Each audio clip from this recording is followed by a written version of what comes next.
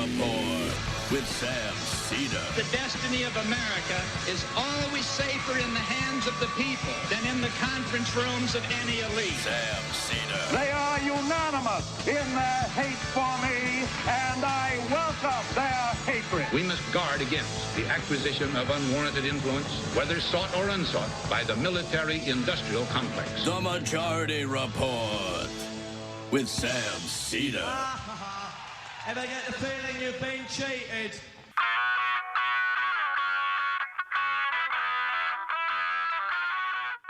It is Thursday, March 4th, 2021. My name is Sam Seder. This is the five-time award-winning Majority Report.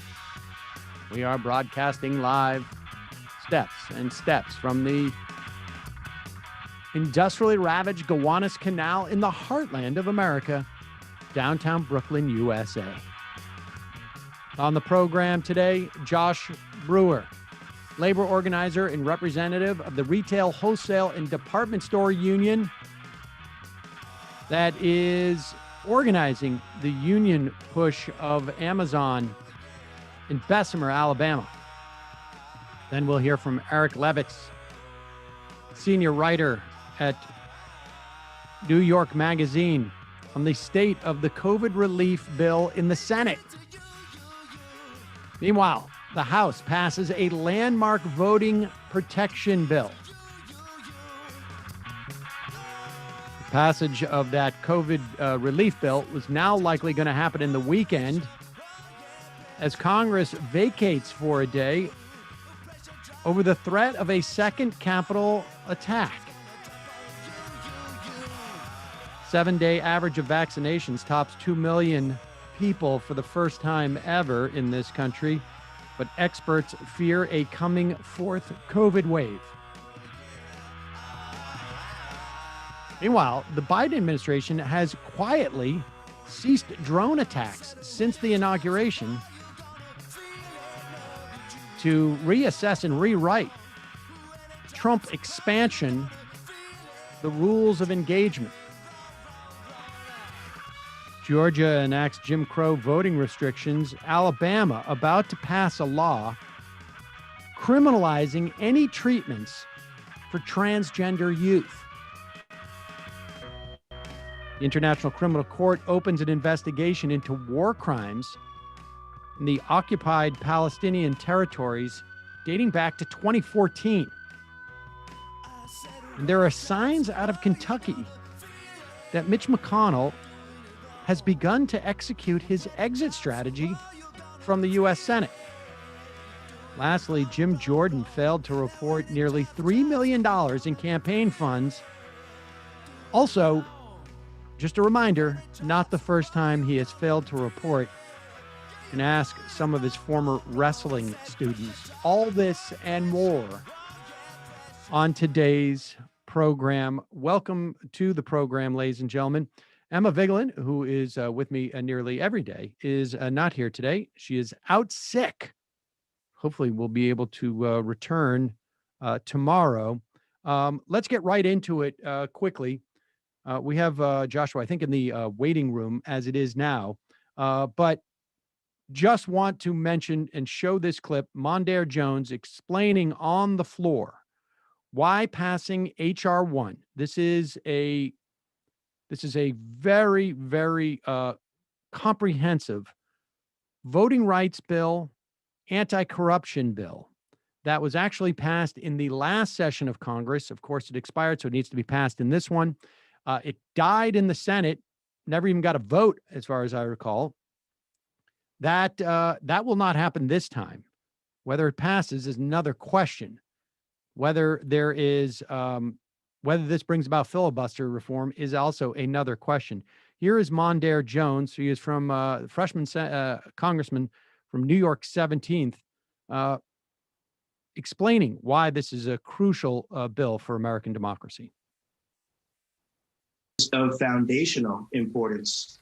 We are, as you just described, experiencing in many parts of this country a new Jim Crow, where the modern day Republican Party has as its project not competing on the merits of its policy ideas, but the disenfranchisement of large swaths of the American electorate like Black and Hispanic voters in southern states like Georgia and in Arizona. And so the For the People Act is common sense elections reform aimed at preventing the right to vote from being suppressed. It contains automatic voter registration, restrictions on voter purges, as you just described, public campaign financing so that we get better people elected to Congress who don't debate the need for $2,000 survival checks in the midst of the worst economic crisis since the Great Depression. And of course, independent redistricting commissions so that QAnon conspiracy theorists like Marjorie Taylor Greene cannot coast to victory in general election contests simply because they have prevailed in their primaries. And later, Mondaire Jones on that same program says it's time for the Senate to make a choice, to finally provide some type of voting protection for people across the country and protection for our political system at large, revealing dark money, requiring states to have independent commissions for redistricting, cause tech platforms to disclose political advertising information. Finally, a code of ethics for the Supreme Court justices. They don't have one, incidentally. Restructure the Federal Election Commission so that it actually functions as opposed to just where it waves everything off, and more. And here he is basically saying it's time for the Senate to make a choice. Either pass this landmark legislation, incidentally, that it may benefit and help Democratic officials get elected, but it's certainly going to help democracy.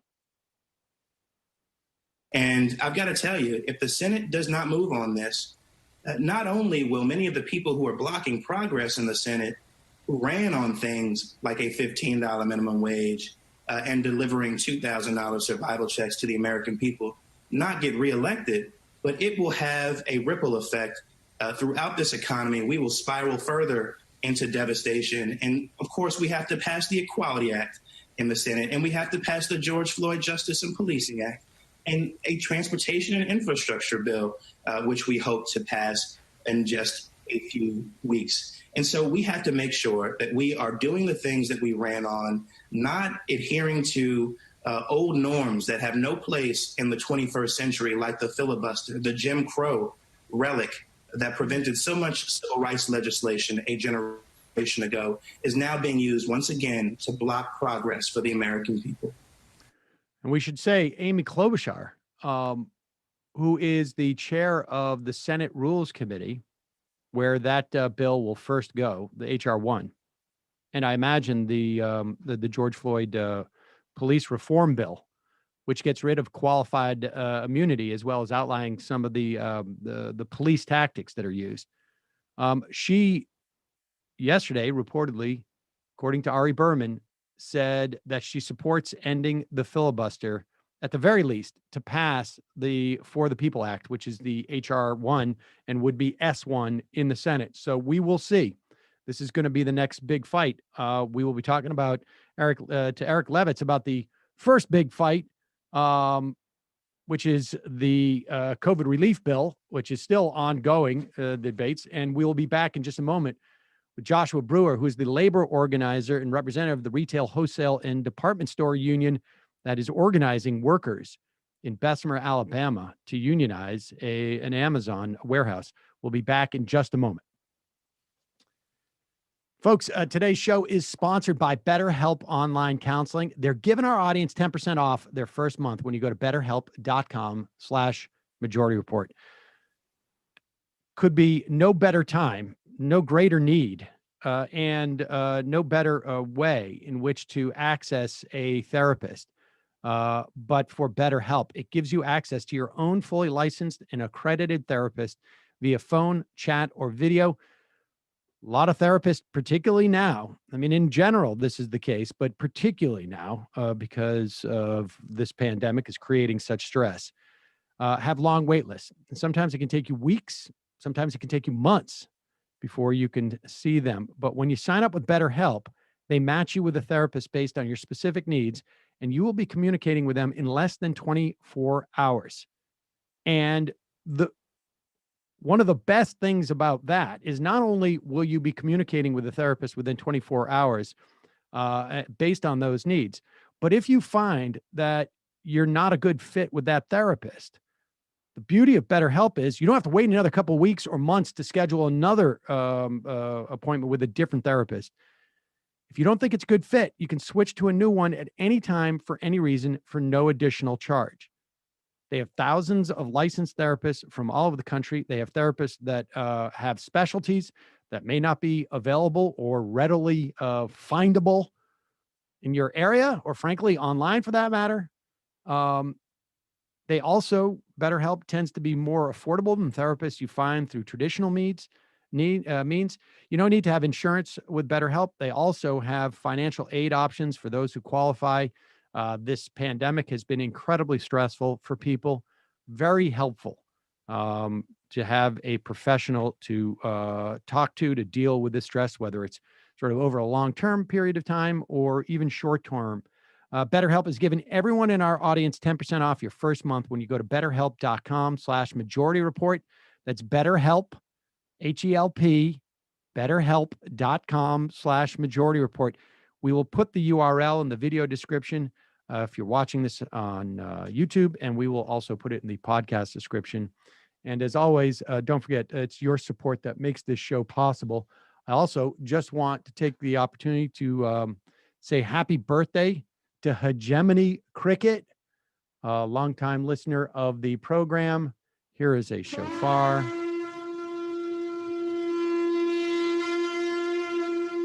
Six-year listener of MR, and just now figured out the ending lyrics to Pilot Light. So good for them. All right, I want to welcome to the show Joshua Brewer. He is a labor organizer and a representative of the Retail, Wholesale, and Department Store Union, the Mid-South Council. He has been organizing workers at Amazon in Bessemer, Alabama. Josh, welcome to the program. Hey, brother. How are you? I'm doing well. So, all right.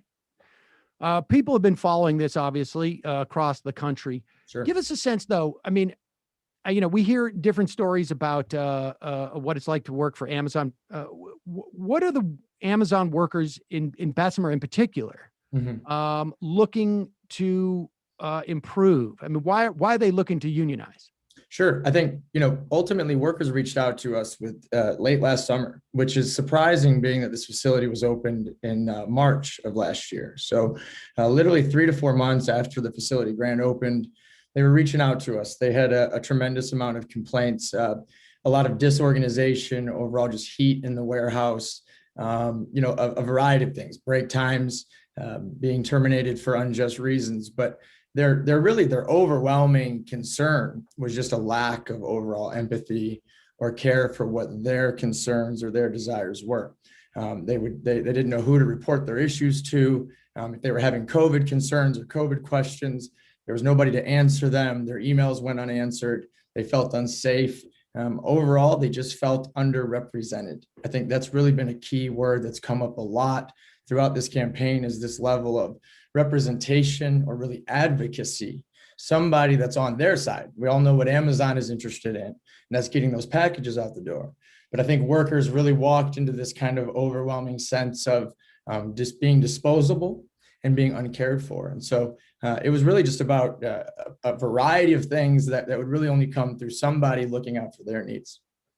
What is it about a Bessemer that this is happening there? I mean, there's Amazon plan, and I know there was an attempt in I think it was Staten Island. Sure. I've lost track of time, but I feel like it was 9 months ago or somewhere around there. But what is it about Bessemer in particular that this is happening there as opposed to anywhere else across the country? Sure. I think it's a particular time and space. I think if for those that are shocked or surprised that workers in Bessemer would organize, or even workers in the South would organize, I would say that those folks haven't been paying good enough attention. I think the last, handful of years, we've seen people rising up across this country. It's been no secret, this facility is majority Black, And you've seen people across our country really recognizing the need to address some systemic issues and things that are going on in the Black community, and really have felt a sense of support from our country that I think they haven't felt maybe ever, right? Regionally, there's been a lot of division and things that have happened over the last 50 years, as everybody knows. And I think for these folks, this is really a time and place where they feel empowered by the nation. They feel like they have support of the nation. And therefore, they've always been fighters. I think it just took a level of recognition that there was some problems and some pains here, and then some support to feel like, we're empowered to take on this fight ourselves, and that we can find real improvements and real lasting change that's contractual. I mean, the very idea of taking your labor back, taking the power of my own labor back and placing it into my community where we work and live, and making sure that our concerns are first. We understand that Bessemer and cities where Amazon goes often eat a lot of tax breaks to subsidize these buildings. And ultimately, look, this is a fight to say, all that's well and good, but we have concerns, we have needs, and we have things that we want to see addressed. And there's a bit of a tradition in that area too of unionizing. I mean, one wouldn't, at least in the modern era, one wouldn't have known that, but there's a strong tradition in union. In fact, Doug Jones, I think his, if I recall correctly, grandfather maybe in mining, or there is some history there in terms of unionization. Sure. It's actually fascinating. There was a steel unionized facility on the very grounds where Amazon sits, right? And so this is a fight that was already taking place literally where they're standing for these same kind of things. And so Bessemer absolutely has long been a deep union tradition. And again, Birmingham, Bessemer, this is all very conjoined together. Obviously a deep history of civil rights activism, of fighting for positive change, and likely some of the hardest of circumstances. And so this is not the first time, and we don't think it's going to be the last. Some of the reports I've heard out of Bessemer from Amazon is like, we pay $16 an hour. How does that rate relative around there? Because I mean, and I think we'll go into sort of the working conditions there, right? I mean, this is a very difficult job. And in fact, I want to talk a little bit more about that. But in terms of just sheer pay, if I work at Amazon in Bessemer, am I getting, good pay or the best pay if I've just come out of high school, let's say? Sure. I think, look, coming out of high school is one thing. I mean, obviously we all had our first job. And I think when you look at our second job, and when you look at $15 an hour, that's what we're fighting as a nation to raise the minimum standard to. So I think when you look and when you ask me, is 15 or is wage really an issue with this campaign? It absolutely is. And it's a real issue simply for the fact that this is very difficult work. It's challenging work, and we're also living in a city environment with a city-scaled economy. And $15 an hour is not particularly great inside of Birmingham and Bessemer area. Yes, the amount of jobs that were brought to Bessemer was great. But when you look at even warehouses that we have under union contracts, here within 10 miles of this warehouse, similar warehouses with scales of $18, $19, $20 an hour coming from a small business. These are coming from local regional grocery warehouses or packing warehouses, and they're paying $18, $19, $20 an hour with 240 hours a year of sick time. To be honest, it's beginning to get offensive for me, where it's like the one question that continues to come up is, well, the $15 an hour. And what's amazing is the working people here are also getting offended because they say, listen, like, I'm kind of tired of people saying we should be grateful for $15 an hour because it's $29,000, $30,000 a year. And I don't know if you've ran a budget in a city environment with that kind of wages. Yes. Are we going to starve? No. Can we go to the beach this year? No. Can we get the nice cleats for the softball league? No. We got to go buy the hand-me-downs of the thrift store. So this is not a wage to be celebrated. Amazon has really tried to run that across the country. And it's amazing to me because in an economy like the South, where wages are obviously lower, we still are struggling to make it on $15 an hour, right? And so I think you were alluding to it. You add in the level of work and how difficult the actual taxing of the nature of the job.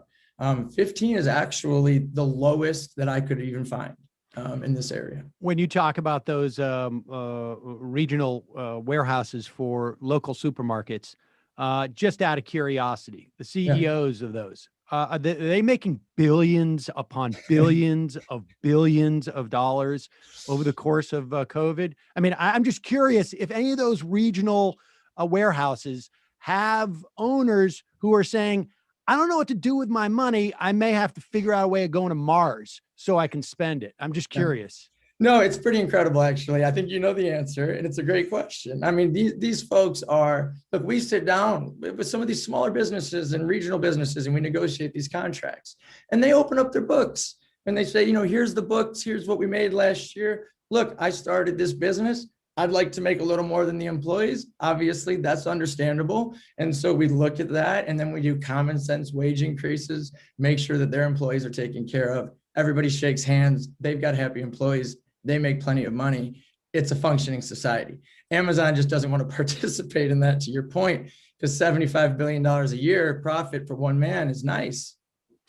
We've been, talking a little bit about some of the anti-union tactics that Amazon's been deploying, something like $25 million worth of anti-union tactics, including changing the timing of stoplights so that organizers aren't able to talk to their fellow workers. But there's also been a program of where they have hired, and my understanding is that most of the upper management there are white. They have hired anti-union consultants who are Black to meet one-on-one with workers in the factory. Tell me about that dynamic. I'm curious about it. Yeah, sure. So they've had union busting consultants there since, really November, slowly after they realized that their workers were organizing and it was really grabbing root. And I think, those, yes, to your point, upper management, generally very white. Union busters have been majority Black. But so that when the ballots actually went out, they had to stop the captive audience meetings. So first they were forcing everyone to come into like a classroom style meeting and really like teach them, about the union, right? Which I think is interesting. They even formulated it as a class. And so they would teach them about the union. If an activist they'd call us and they'd say, listen, they're lying. They're saying you're going to force us to pay union dues. And can I throw this meeting? Say, well, that's your choice. You can ask questions. And so a union activist will stand up and ask a question. They're called to the front of the room. They take a picture of their ID. They're removed from the meeting. You're no longer allowed to participate. That's the kind of environment that's been created there. Is almost now you're cast out. It's like everybody wonders, where are they going? Where are they sending them? Right? I mean, it's bizarre. And I think once they had to stop those classroom meetings, now they legally can still do one-on-one interactions.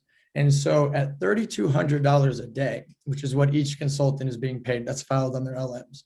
So they're paying each one $3,200 a day. Wow.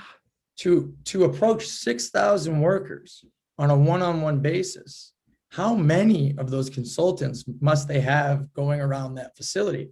So they'll approach them with water and candy, and they'll basically just interrogate them on their, in creative ways to try to figure out if they're a supporter or not. Wow. $3,200. I mean, I think people should understand. Well, let's hold that for a moment. The one other thing I just read in Mike Elk's payday report, that one of the things that they're trying to do in busting the union or prevent or convincing people not to vote for it is to sort of wedge between older and younger workers. If I come out of high school and, there's a sort of almost like a warrior mentality that you need to have to work at a place like this because it's so physically taxing. Right. How much is that, at play? Like how are they sort of like stoking that? Sure. No, I think it's real. It's been an effort on their part to really confuse younger workers with this idea that, to your point, and they have to work very quickly. Everything is tracked. Their production is tracked. If you want to make it to the top of the ladder, you got to have the best production. And so, as we know, we were probably at our best physically producing selves at 18, 19, 20 years old. Yeah, as far as I can remember. But yeah. Right. And so it's this idea that when the union comes, The union is going to promise things based on seniority, and they're going to ask that increases and promotions are based on seniority, because yes, in fact, unions believe that there should be something given to the person that was loyal and give you the best years of their life, that you would in turn take care of them in maybe not their best years. I think that's not that radical of a thought, but yeah, so that is a union thought. But we've had to walk back and explain to younger workers that, listen, there's always ways to improve and exceed beyond seniority. If you look at nearly any union contract, the language is simply the most senior employee also with the ability to perform the job, right? And so there is some reasonable lines here that are drawn, but that, look, these older workers that are slow, they're going to stand in the way of your progress and you moving forward. And, ultimately, obviously that is a wedge, and they're trying to really drive that home. How much has COVID played into this both? And I think you've already touched on this maybe a little bit in terms of what it has brought about, right? I mean, there's far more intense, far more danger, like literally, Sure. health danger in the course of a pandemic. How has it made organizing more difficult from your perspective? I would say the difficulty is with any movement, especially like this, which was truly just unbelievable how fast and exciting and engaged people were and really took ownership of this, and the community and everybody that's involved. I think that when you look at that feeling of camaraderie or people really gathering in large groups, we miss that. It's very important to really have that kind of feeling. In an environment like Amazon with COVID, there's no large break area where workers gather and talk. There's none of this really, even to a simple part of organizing a party. People have parties, work parties after work, and then workers come and gather and they talk about the union and they talk about different things. And there's really this dynamic that's missing with COVID. I think that's for a lot of us, but it's really bled into organizing too, where you are missing that kind of connection. We can't even rent meeting spaces to even host people. And so much of it has been done virtually, over the phone, in communities and parks, open spaces, but really missing that kind of closeness. I think that has affected the organizing. But on the same level, I think workers also were more apt to organize when they learned through COVID that their employers don't really care about their safety. So I think on one hand, it spurred organizing. On the other hand, it's certainly a challenge. How has I mean, I imagine you do, if you're doing the Mid-South Council organizing, you're probably more used to organizing in a so-called right to work state than anything else. How does that play in? I mean, the idea of, because, I've been curious in the wake of Janus, what the implications have been for public sector workers, where there's no, like the resistance to a union. One of the big, pitching points they used to say was like, you're going to have to pay, right, and they're going to take a big chunk out of your check. And that's not the case, because you're not forced to pay even agency fees. You're doing work.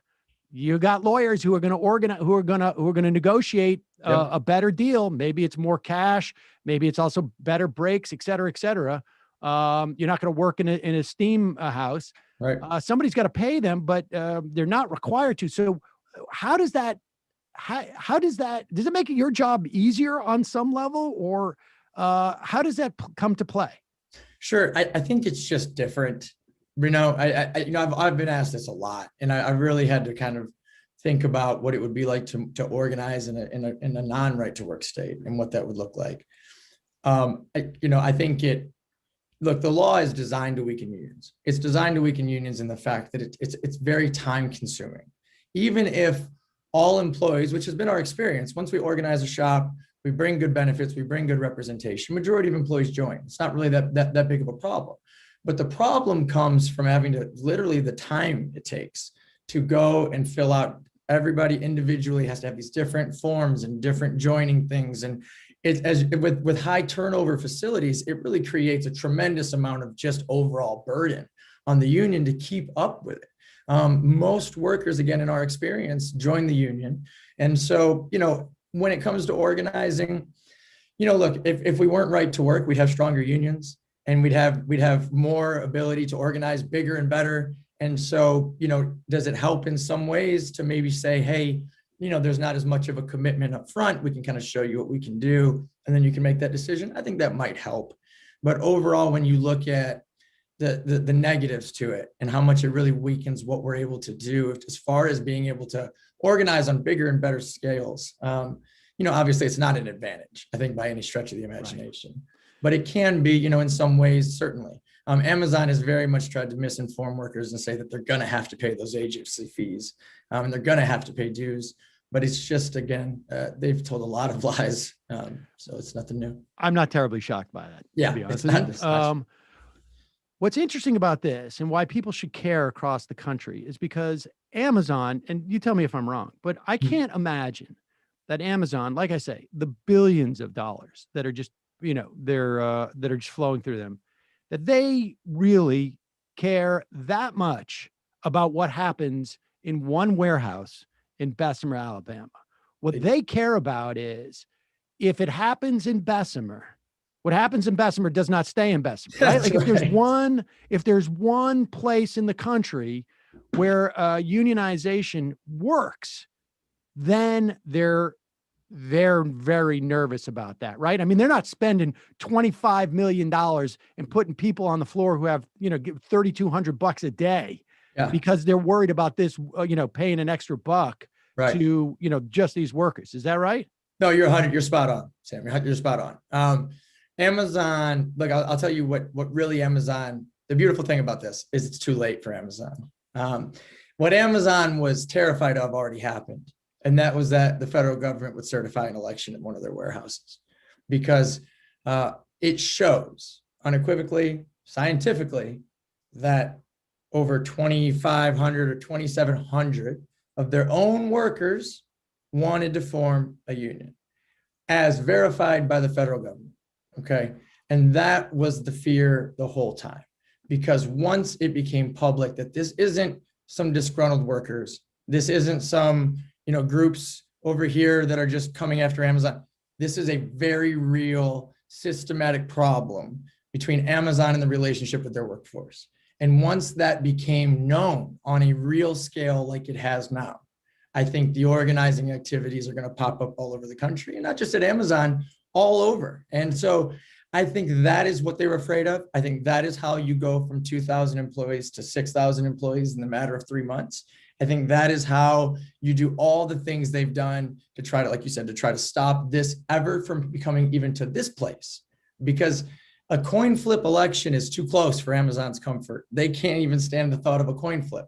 And so, I'm excited and encouraged because A, I believe we're going to win this campaign, but B, I believe we've already accomplished what Amazon did not want to happen. And that is simply proving that their employees want a union, whether they, illegally or legally try to stop this from happening. You can't argue that they wanted a union. And so that's the problem for Amazon. Well, you just answered my question, my one of my last questions, which is, are these guys going to get, and women, are they going to get a union? I think they are. We're seeing an incredible amount of excitement, momentum. Again, it's never, and we've never said that we felt like we would win this election on a landslide simply because of a lot of the tactics Amazon has done. But this has always been a very real, very exciting campaign with thousands of workers that really want a union. And so we feel like we're going to win. We definitely do. And just to clarify, how many votes do you need? Like you need just a majority of the people who vote, right? Not a majority of the people in the shop. Correct. Yeah. Majority vote. So, obviously we're expecting a pretty good turnout with just the polarity of the campaign and with the amount of excitement we have on our side. We're expecting a large turnout. But with, it's simply just a +1. So if there's for math, if there's 1,000 votes, whoever gets 501 wins. And you win the entire unit, which also speaks to, again, Amazon's desperation up front to stop the actual certification, that they were willing to offer up the entire warehouse to be organized. And so if 501 workers in that scenario voted, all 6,000 workers would become union workers. And so they really went full throat to stop it. And now we'll see if it pays off on the back end, but we think we're going to win. And I think there's 3 more weeks to vote. And lastly, I'm in New York State. What do if I want to help in any way, what do I do? Is there anything I can do? Look, as crazy as it is, social media is a real tool. I mean, it's a real tool that creates buzz, sharing things that are going on, sharing articles that are being written by journalists, sharing shows like this, getting the message out really is a tool that people can use in solidarity, because what it does is it creates so much buzz that then it kind of brings other people out to the forefront that should have been involved. And so, look, I think having the president of the United States, having these different sports organizations and political figures, and now community leaders, and all of that was created by the buzz of just regular people saying, yo, everybody should pay attention. There's a real thing going down in Alabama. That's what created this. And now we have teams of hundreds of volunteers on the ground that have come down and rented up every Airbnb in town just to offer their help. I mean, it's a full-blown battle for these last 3 weeks, and it's going to be fun. It's exciting. And we think we're going to bring it home. Good luck. Joshua Brewer, organizer, representative from the Retail, Wholesale, and Department Store Union. Thanks so much for your time, man. Good luck. Thank you. All right, folks, let's just roll right in. Do we have Eric? Bring in Eric Levitz. He is senior writer from New York Magazine. Eric, welcome back to the show. Yeah, thanks for having me. So, Eric, you wrote a piece right now. I guess they've pushed off the vote by a day or two because there's still some negotiation. Give us the state of play as far as you know it, as to where the bill is. We're talking about the COVID relief bill. This is the $1.9 trillion bill. What is the state of play right now with the bill? My understanding is that they're basically trying to appease some remaining moderate objections, and then also I believe that the big thing is that I don't believe the CBO score has been completed yet, and all the $1.9 trillion number, that's an estimate by the Biden White House. It's possible that they overshot, that they appropriated more, that the largely Republicans who staff the CBO might find that actually these programs are more expensive than Democrats estimated, in which case, because they set the ceiling for their reconciliation bill at 1.9 trillion, they may need to revise things down, shift things from one committee to another.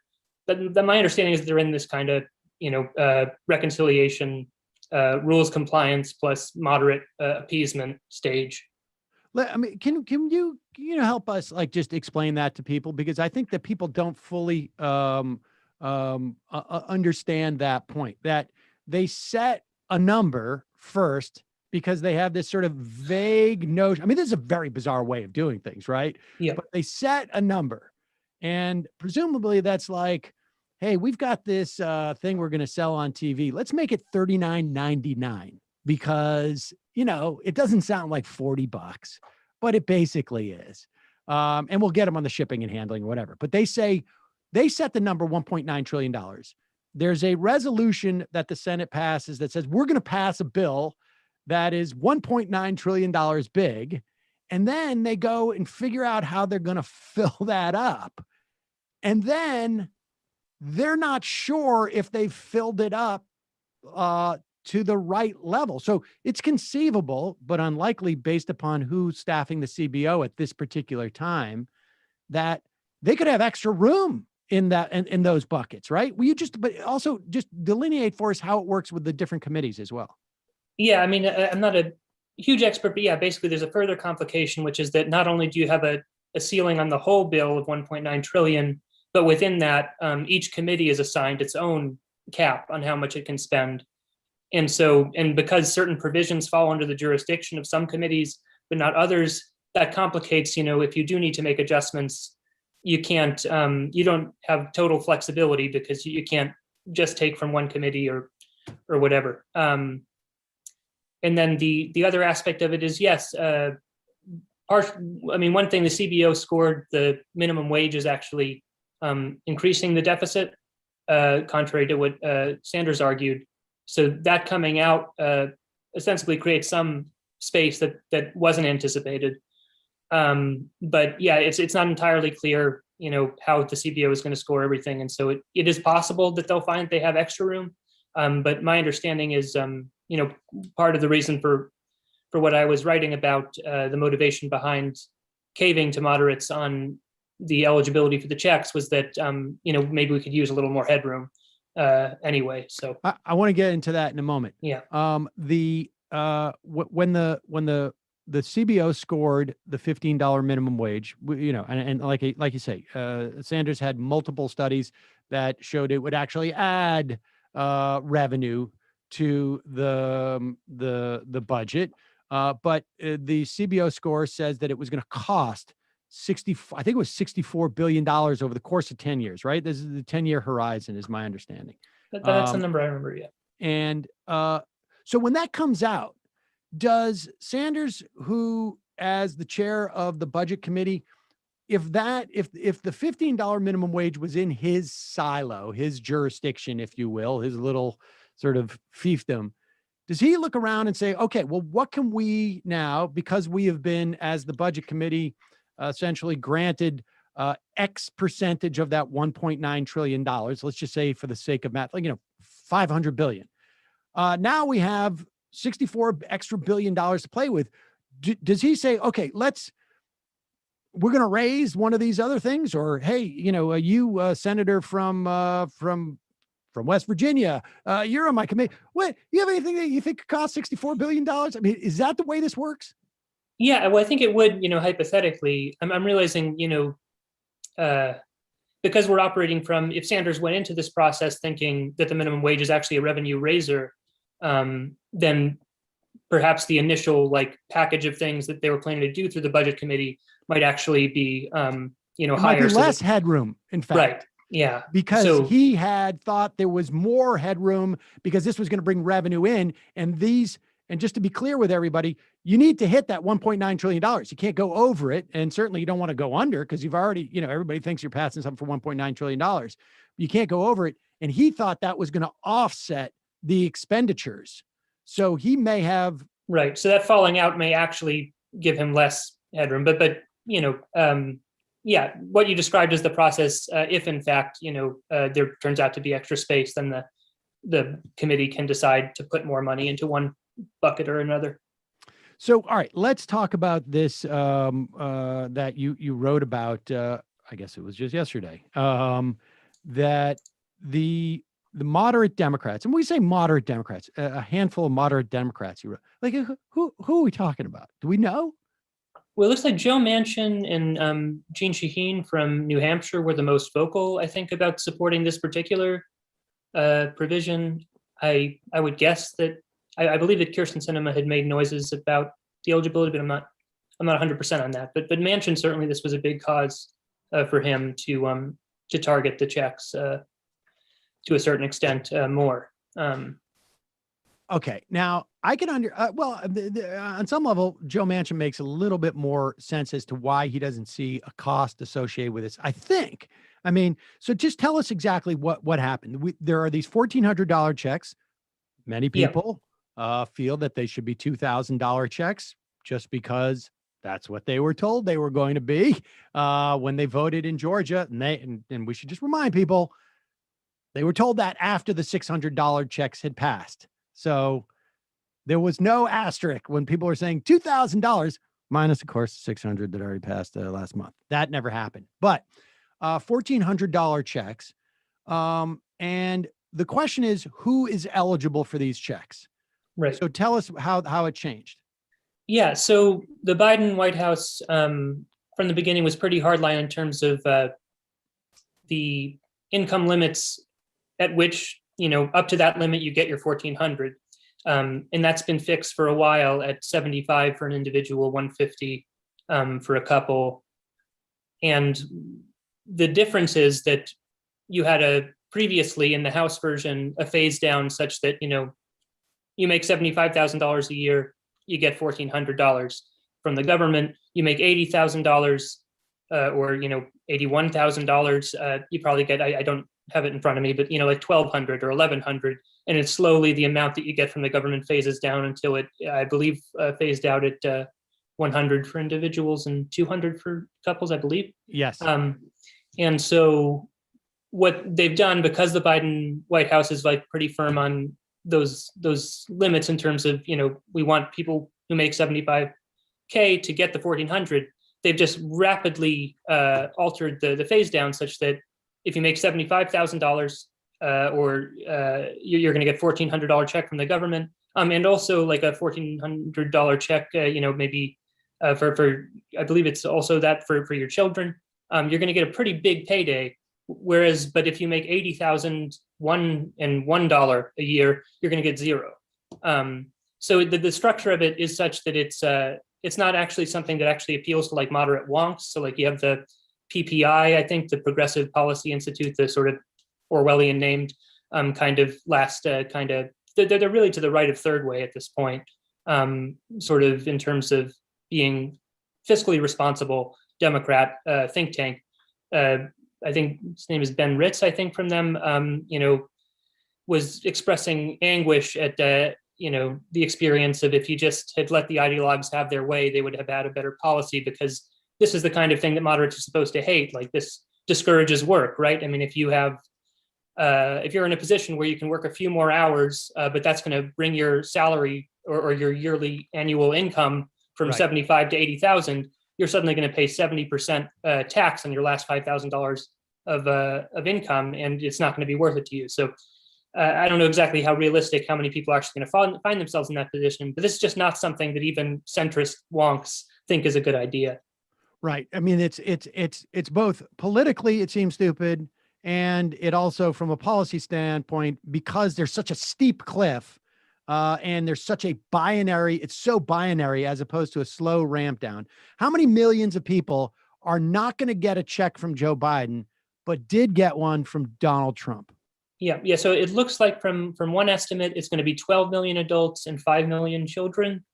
I believe that pretty much everyone who got a full check from Trump is going to get a full check from Biden.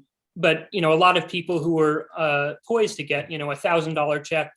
And again, it really multiplies, because the one, defense or flip side with the 1,400 versus 2,000 is that, for families with children, right? I think the median family of 4 is going to get actually like a $5,600 check, because you get one for each. So it's a really big payday if you're eligible. And now you're in a situation where, a lot of people who are going to get quite a bit of money are not. And in some cases, these are people who, took a second job last year to try to really get, to help out with their family to get their income up. And now they're finding, holy shit, I worked all those hours for nothing, because it actually is going to cost, practically almost cost me money to have worked that. So there's potential for resentment, there's potential for backlash. And the bottom line is that there's just, it just doesn't do anything productive. This is, according to one Democratic aide, this is expected to save $12 billion. So that is 0.063% of the overall package. It's nothing. It's just nothing. And we should say, there's two things I want to say. One, the only sort of counterbalance in terms of the number of people who are getting checks is that in this round of checks, adult dependents of people who make under $75,000 will be getting checks. And that is, I've seen estimates around 24 million people. I would imagine that estimate was based upon the other income threshold. So it's probably a little bit lower, but you're still talking about an extra maybe 15, 20 million people. And for people who are, who have more of a burden, lower income. But that said, as a political matter and as an economic matter and as a policy matter, still really stupid to do. We should also say that yesterday when Emma and I were talking about this, we were making that point about this is pegged towards 2019 or 2019 income. If you lost your income in 2020, we said incorrectly that you were out of luck, because the fact is that you do not have to file your taxes before this bill gets passed to be eligible to get the payment. It's just a question of timing. If you can now file, if you made in 2020 much less than you did in 2019 and you're eligible, you can file. We will put a link to that in the description where the IRS has this, but you can be eligible. It's just a question of timing as to whether you will get it, because you haven't filed your taxes. But once you do, you can use your 2020 income as a baseline if you made much less, which I think a lot of people did in 2020 than in 2019. So why? Like, explain to us why you would do this if you're talking about an infinitesimally small amount of money relative to $1.9 trillion. Like, what is Joe Manchin? Like, what is his deal? What does he get out of this? Yeah, I mean, that's something that I was kind of struggling with, because a lot of the things that we normally resort to explain the behavior of moderates don't seem to apply here. Obviously, this is a very popular policy. There's not really a strong political incentive to do it. For someone like Jeanne Shaheen in New Hampshire, who the Democratic coalition there now is pretty upper middle class. She's targeting, her own constituency, who, as I noted, she's gone to bat for previously by being a very staunch defender of the SALT tax deduction, the state and local income tax deduction, which overwhelmingly benefits, fairly wealthy families. It's a form of kind of middle class welfare, to a more egregious extent than these checks are. So it doesn't really make sense from a political lens in terms of either polling or their own constituencies. Maybe mention a little bit more, but still not that much. It's not like Wall Street is pushing for more limited checks here. There's kind of been a kind of come to MMT moment among a lot of people in the financial community. I mean, it's bidding up the price of the assets that they own, and large retailers love these stimulus checks. They've seen really big sales. So it's not a corporate thing. And they've already committed themselves to voting for what's going to be a roughly $1.9 trillion package, over the objections of some center-left technocrats like Larry Summers. So it's not even like they're getting austerity points. It's basically just, it seems like just to do it, just for the sake of saying that we forced liberal Joe Biden to give some way. I think they're just fixated on this idea of targeting the checks, and they wanted to say they got it. They got something. I don't even understand how that's articulate. I mean, I suppose I could see Joe Manchin going to certain parts of West Virginia and going I'm not going to have somebody who's making $100,000 get a check from the government. Yeah. I mean, I suppose I can see that. Like you say, Jeanne Shaheen would be, far tougher, I think, in many respects for her to get away with doing that. But it's just part of their branding that they just want to be able to say, we got something. Couldn't they find something else? Yeah, you would think. And the thing, I mean, but again, it's such a small amount of money that they're saving. It's not like they're going to, I could almost respect if Manchin said, look, I want, 2-3 more months of enhanced unemployment benefits, and I want to, limit. I mean, I don't agree with that, but it's just at least there's a logic there. I don't see what it is here. And I've also wondered lately, about with the $15 minimum wage, which is, it's phased in after 4 years. So if you think about what the demand was in 2013, I just wonder whether is this actually related to any kind of calculation of okay, the prevailing wage in my state is X and I'm comfortable X times that, or is it just literally we could be here a decade from now and it's 11, 12 is the moderate position, 15 is the left position. I just wonder whether this is totally superficial, whether actual policy beliefs it has to be underneath. Totally superficial. Yeah. West Virginia has an 88% median, I think, wage. 88% of the median wage is there. I mean, the way that this would roll in over time, we are overdue for $15 across the country. We're late on the $15. Never mind the 4 years out. I'm saying today, and it's baffling and it's disturbing. All right, we just have a minute or two left. There are a couple of other things that seem to be extant. I know there was an attempt by some so-called moderate senators. Maybe they gave that up and they just got their scalp for whatever it is that we've been able to sort of deny people who make $80,000, any bit of a check, I don't know why they can't use that scalp that we got a $1,400 check as opposed to $2,000, which was promised. But what else is happening? I know that Wyden and I think Sanders are trying to get automatic stabilizers into the bill. Is that possible? Does that get scored in a way that makes it impossible? What's the story with that, to the extent that you know?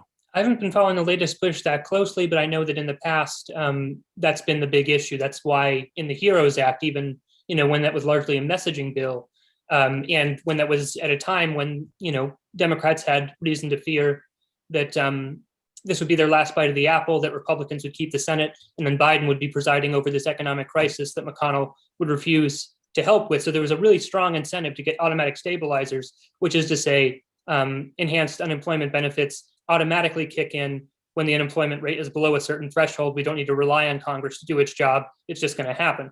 There was very strong incentive to do that. Pelosi didn't do that at the time because CBO would have scored it. It would have been very expensive the way the CBO scores it. And again, with this superficial thing we're talking about, a lot of Democrats are afraid of large numbers. So. And we're anticipating a vote on Saturday for this bill. I think that's the last I heard. Yeah.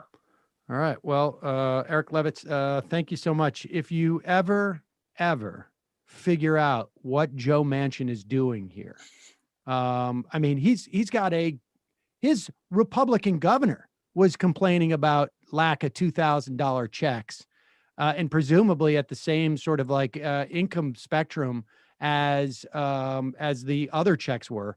So I just can't. I'm just at a loss by this. It's like Pete Peterson put something in the water before he died, and Joe Manchin still has like a big jug of it in his fridge or something. Eric Levitz, senior writer from New York Magazine. Thanks so much for your time today. Really appreciate it. Thank you. All right, folks, quick break. We'll be right back. Wrap things up.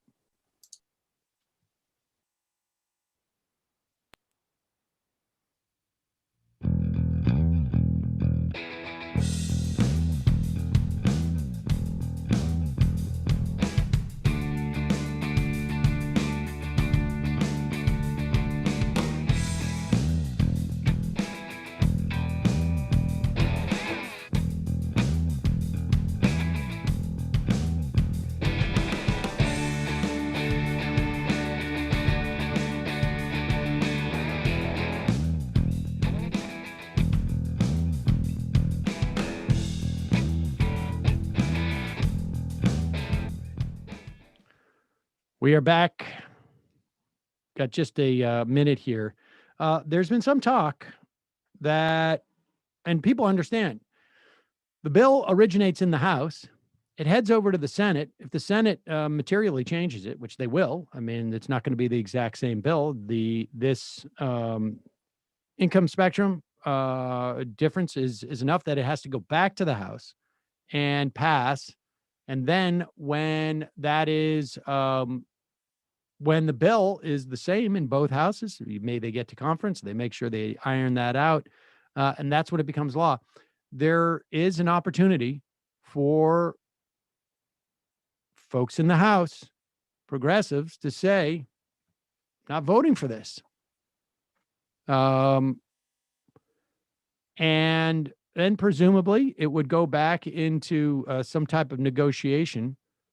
There is a March 14th deadline for a lot of unemployment. A lot of people have lost unemployment already, but a massive, or I should say the expansion of unemployment is going to end as of March 14th. And there has been a concerted effort to get this bill done in time to replace that expansion. But we could be at one of those, what's good for goose gander type of situations. We shall see. I don't know. There's a much bigger cost associated, I think, for people who want this aid to reach people to vote against the bill than for people who are less concerned about this aid reaching people to vote for the bill. But I guess we will see as to how that's assessed by the progressives in the House if this ends up being the final bill that comes out of the Senate. All right, we will talk more about this tomorrow, and we will see you then. If you missed any part of the show, check us out on Peacock Choice app. Find us, I should say the Peacock app, Choice Channel, 5 p.m. and 10 p.m. See you tomorrow. And for those of you who we won't see tomorrow, but in fact, we will see today, stick around for the fun half of the program. wherein, I've got this is where on the IRS page you can find information on the recovery rebate credit. So in other words, if you didn't, you may not be eligible for a check right now if you haven't filed your 2020 taxes. But once you do, you will get a rebate and you will get that check. You will get what is coming for you. They knew that was a problem. And that's at irs.gov/newsroom/recovery-rebate-credit. Again, irs.gov/newsroom/recovery-rebate-credit. And that is care of listener Joe Buck yourself. Yep. So what an audience we have. Somebody who's Joe Buck yourself basically is telling everybody how to make sure that they get that credit if they're eligible for it. It's unbelievable the small amount of money that is going to be saved in terms of this bill, and then and how much of a difference it would have made to literally millions of individuals. $1,000, if you're making $85,000, is still a significant amount of money. I mean, after tax, it's still talking like, I don't know, I can't do the math in terms of percentage of your income, but that's extremely helpful. Folks, don't forget, it's your support that makes the show possible. You can become a member at jointhemajorityreport.com. It is your support that makes this show possible. Jointhemajorityreport.com. Make sure you check out Know Me Show today. YouTube.com/The Know Me Key Show or Twitch.tv/the_Know Me Key_show. I think that's the best I've ever done with that. Also, there he is. I was waiting to see who's going to pop up first. Old Matt is here. Somebody just on the IM said, ask old Matt about the incest thing. Do I want to? I honestly don't know what that's referring to. The incest thing. I am glad that you don't know what that is referring to. So I'm going to ignore that IM. What's happening on Doomed these days, Matt? Well, Sam, first I want to say happy Inauguration Day to you today. Today's the big day, March 4th. Donald Trump's coming back into office. We all know this is what's going to happen for sure. He rises, right? Wasn't he stuck in a cave? Was he down in Mar-a-Lago and they put a rock in front of it and then he rises up or something like that? Do I have the holiday right? I think you got two of them a little bit confused. Although, they would, I think certain people would actually enjoy that one. And then he leaves chocolate eggs everywhere. Right. Yes, that is Donald Trump, right? You need some Gentiles to explain this. Yeah, right. I'm not sure I follow this. Well, anyway, today on Doomed, youtube.com/Matt Binder live at 9 p.m. Eastern time. Maybe go a little bit early today too, but for sure at 9 p.m. Eastern time. We are going to run through the current conspiracy theory in QAnon world that says that today, March 4th, 2021, just a few months after Joe Biden was inaugurated the president of the United States, supposedly Donald Trump will just give him the boot and be re-inaugurated and become president today. This is the old inauguration day, right? Today is the old inauguration day. Yes, like years back. I think the last president inaugurated on this date was Grant. So that would make Donald Trump the 19th president of the United States today when he gets re-inaugurated. Because the conspiracy goes further, and I'm giving it all away now, but the conspiracy goes further and states that every president... Spoiler alert! Don't do it. Don't give it away. From Grant till now has not been legitimate. But, we'll get to that more tonight. YouTube.com. There's a good argument about that. YouTube.com/Matt Binder for the live stream. And then after that, if you want to catch the audio version of the show, it'll be up at doomedpod.com. Jamie, what's happening on the Antifada? Well, this week on the Antifada, We have a very exciting episode with African American Studies professor Toussaint Lozier, as well as a member of the Chicago Black Panther Party, Bradley Green, who was a contemporary of Fred Hampton's, to talk about the movie Black Panther. Just kidding. The movie is Judas and the Black Messiah, which is about Fred Hampton and how he was murdered by the police and the FBI. And it's told through the eyes of a snitch. And I'm really excited about this episode. It was amazing to get to talk to an OG Black Panther, and I hope that everybody listens to it. Yeah, I'll just say I listened to it yesterday afternoon. Absolutely great amount of wisdom coming from those folks. And I think if one thing comes from that movie, which I must say I did enjoy, but I appreciated the critique in that episode. But if one thing does come from it, it's more of those people being heard, I think. Yeah, for real. It always makes me feel really good to talk to older revolutionaries, because if they still have hope, it means that I should too. You know, this is someone who watched his comrades get murdered and he still has hope. And not only that, like, it gives me a sense that we actually do know what to do. We just have to do it. And I came away from this movie and this interview feeling like very inspired to keep on doing the work. Folks can check that out. Patreon.com/theintifada. Matt, what's happening? New Matt. What's happening in the Matt Leckian audio and video universe? Yeah, tonight on Left Reckoning on the YouTube page and on Twitch, Austin Gonzalez of Machete y Mate, my Spanish pronunciation is just not great, is going to talk to us tonight about Ecuador, Haiti, and kind of Latin American politics broadly. Is there another coming of the pink tide, particularly if Arouse wins in Ecuador? So that tonight, 8 o'clock on the YouTube page, Left Reckoning, patreon.com/Left Reckoning to get the post game. All right. These guys will see you in the fun half. I'll be back on Friday.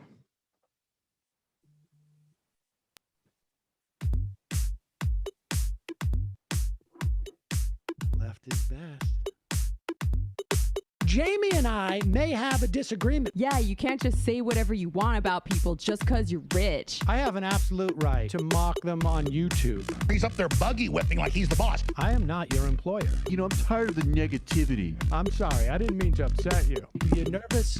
You're a little bit upset. You're riled up. Yeah, maybe you should rethink your defense of that, you fucking idiots. We're just going to get rid of you. All right. But dude. You want to smoke this joint? Yes. Do you feel like you are a dinosaur? Some good shit. Exactly. I'm happy now. It's a win-win. It's a win-win-win. Oh, hell yeah. Now listen to me. 2, 3, 4, 5 times. 847-906-501-457. 2, 38, 56, 27. 1/2. 5 8s. 3.9 billion. Wow. He's the ultimate math nerd. Don't you see? Why don't you get a real job instead of spewing vitriol and hatred, you left-wing Limbaugh? Everybody's taking their dumb juice today. Come on, Sammy. Dance, dance, dance. Ooh.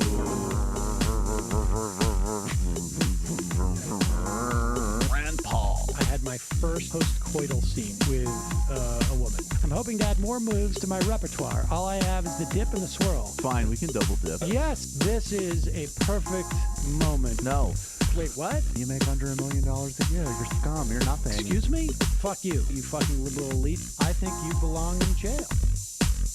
Thank you for saying that, Sam. You're a horrible, despicable person. All right, gonna take a quick break. I want to take a moment to talk to some of the libertarians out there. Take whatever vehicle you want to drive to the library. What you're talking about is jibber jabber. Classic. I'm feeling more chill already. Good. Donald Trump can kiss all of our asses. Hey, Sam. Hey, Andy. You guys ready to do some evil? Hitler was such an idiot. That guy might be a Nazi. Agree. No. Death to America.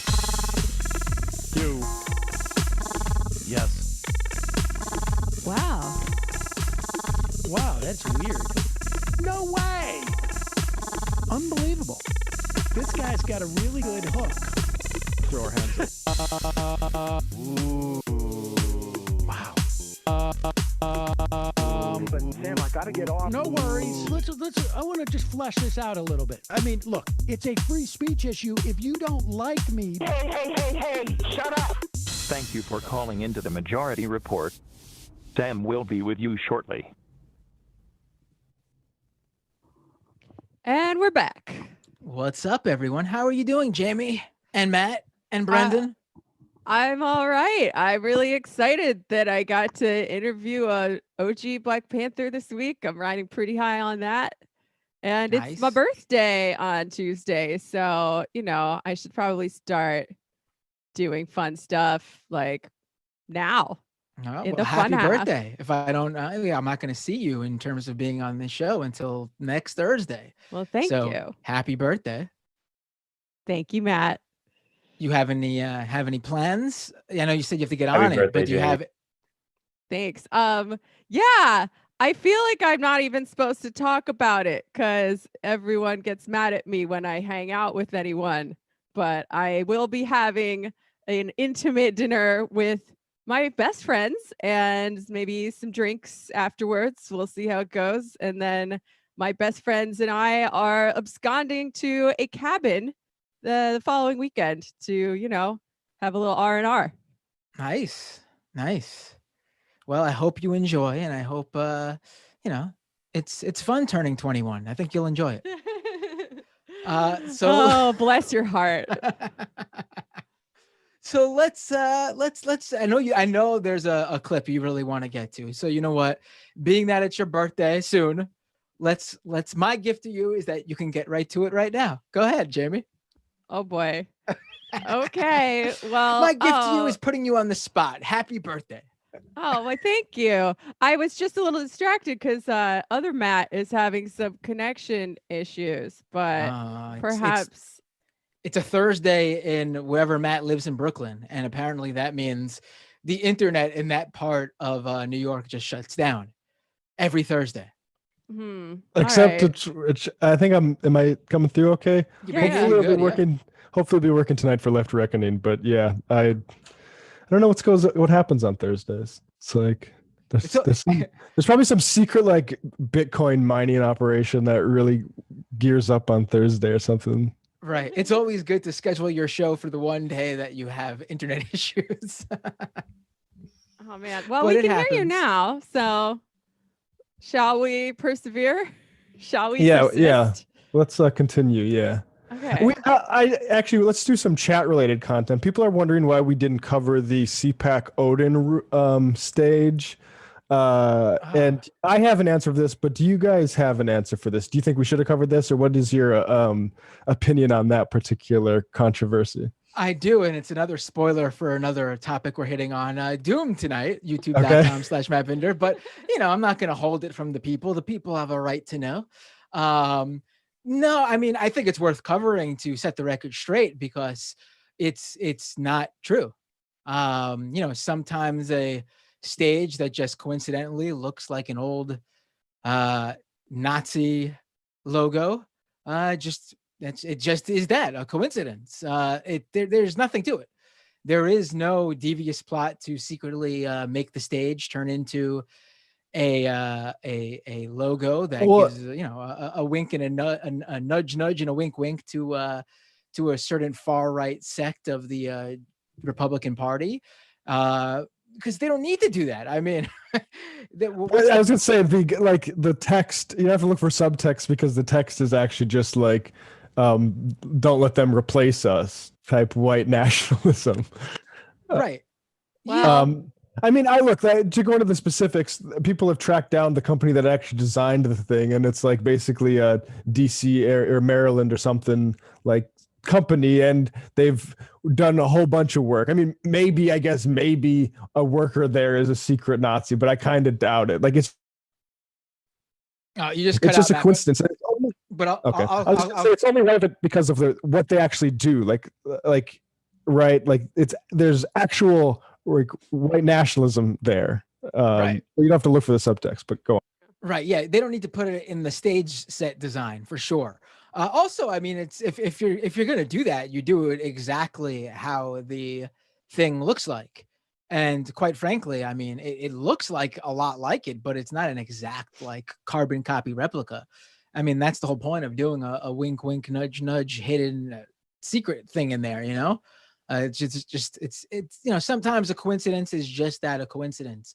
Not every single thing adds up to a bigger picture. And if and to give you an example of that, that's what drives QAnon. I mean, literally sometimes it is exactly what it is. A stage is a stage. And if you're trying to look for some secret code and everything, I mean, you're falling down the rabbit hole in the same way that the Q believers do. Well, they're that still makes me feel a little better.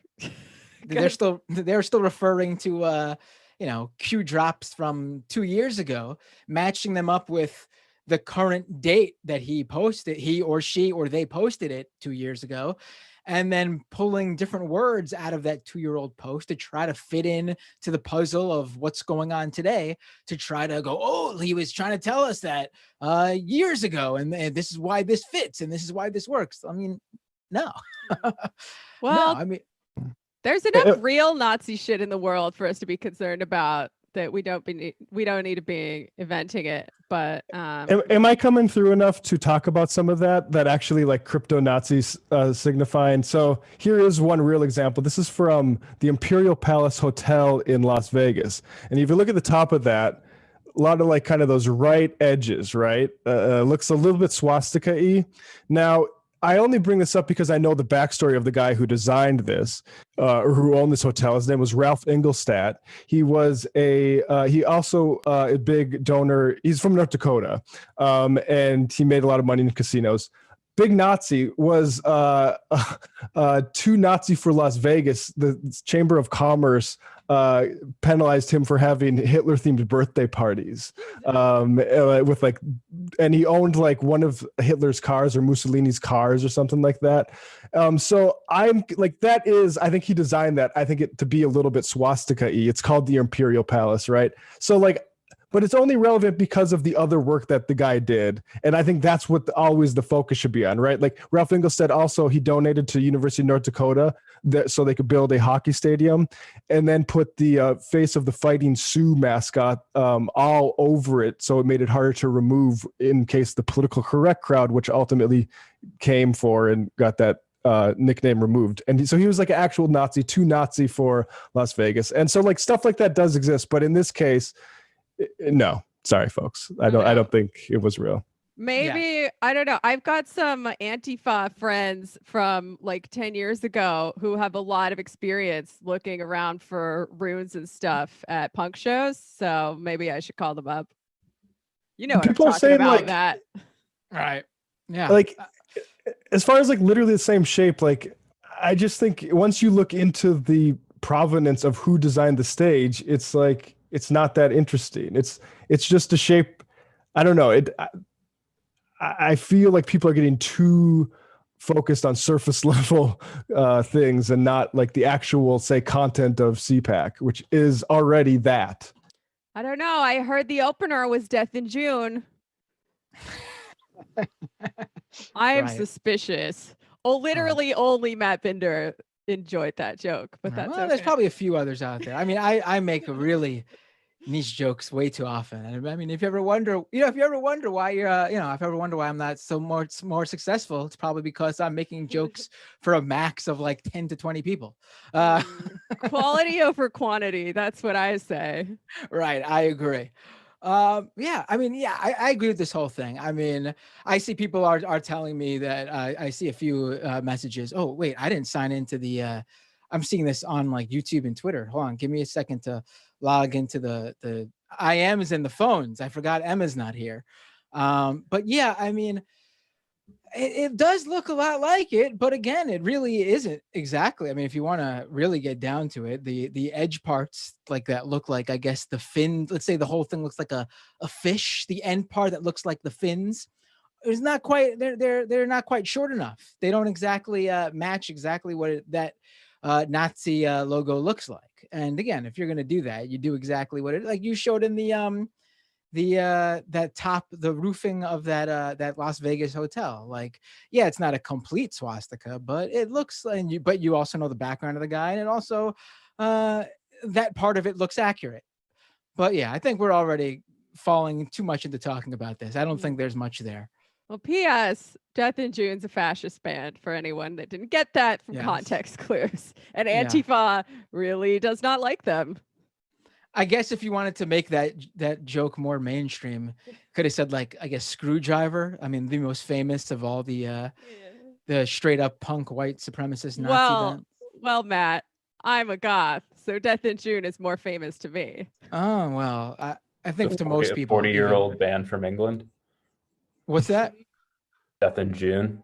Yeah, well, Screwdriver's from England too, but I just think they have a little bit more of a repertoire of being like the de facto, like white supremacist rock and roll band. Now, there's room for both goth and punk Nazis in the world. Okay. What's the band that did I Saw the Sign that was like secretly Ace Nazi? of Base. Oh, yeah, it's Ace, right. So, look for them touring with Death in June and Donald Trump and Stephen Miller coming up real soon, coming to a city near you as soon as things reopen.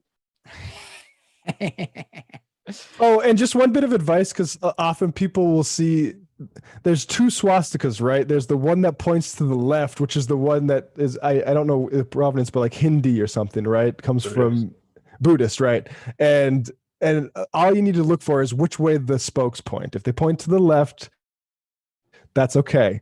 If they point to the right, then that's a Nazi sign. Or it's just somebody trying to do a swastika that doesn't know the right way to do a swastika. And in which case, it's probably not like that committed of a Nazi. What's really weird to me is like every single like expert in like the far right who tracks extremism for a living has come out and pretty much said that the stage was just a stage. There was, just a coincidence. Like every single one that I know of, I've had on my show, like legit people who do this for a living has come out and said it's just a coincidence. Yet everyone else is so sure that they know the answer to this. I mean, it's just a coincidence. It's just what it is. I mean, you can't be looking. I mean, it's all like, this is a perfect example actually of how the far right gets away with doing the okay sign. I mean, this is exactly the thing. Like this was their way of mocking that very thing and doing like a wink, wink, nudge, nudge. It's just an okay sign. We can argue that, but we really mean something. And then when everyone who knows what we really mean calls it out, we could just go, what the hell are they talking about? These people are crazy. Like, this is almost like the reverse of that. Like this is how they were able to pull that off. Like, you have to know who's doing it and why they're doing it. If some rando on the streets who has no ties to white supremacy or far right ideology is just talking to someone and gives them an okay sign, they're just giving them an okay sign. But if, someone who is well known for being on the far right is getting their photo taken with another conservative personality, and in that little picture, the both of them are doing the okay sign as obvious to the camera as possible, I mean, you know what they're doing. I mean, we have to understand what they mean by this stuff and not misconstrue certain things, because they take advantage of that and they use it against the people who are trying to call them out, to be quite honest. And, that's how they get away with this stuff. And I just say, like, look, if it comes out that there was a memo and there was a Nazi working at the design firm and secretly got that in, I'd say, wow, that was a pretty good crypto Nazi operation. But as far as we know, it looks pretty much like a coincidence that's only notable because, again, what it points to is that CPAC actually is a Nazi party conference. Right. All right, I think let's move on to Jamie. Why don't you take it away with this clip you really want to get to? All right. Fun half, more like fash half. Am I right? No, it's all been very good content so far. We're not the fash. We're just telling people about them. Okay. So Ro Khanna, or as Sam likes to call him, Ro Kahana, went on the Bat Faith podcast recently, and they grilled him a little bit on what left liberals are up to in office right now. And one of the questions they asked is, are you a socialist? Let's see what he said. You in 2020 endorsed a socialist for president. Are you a socialist?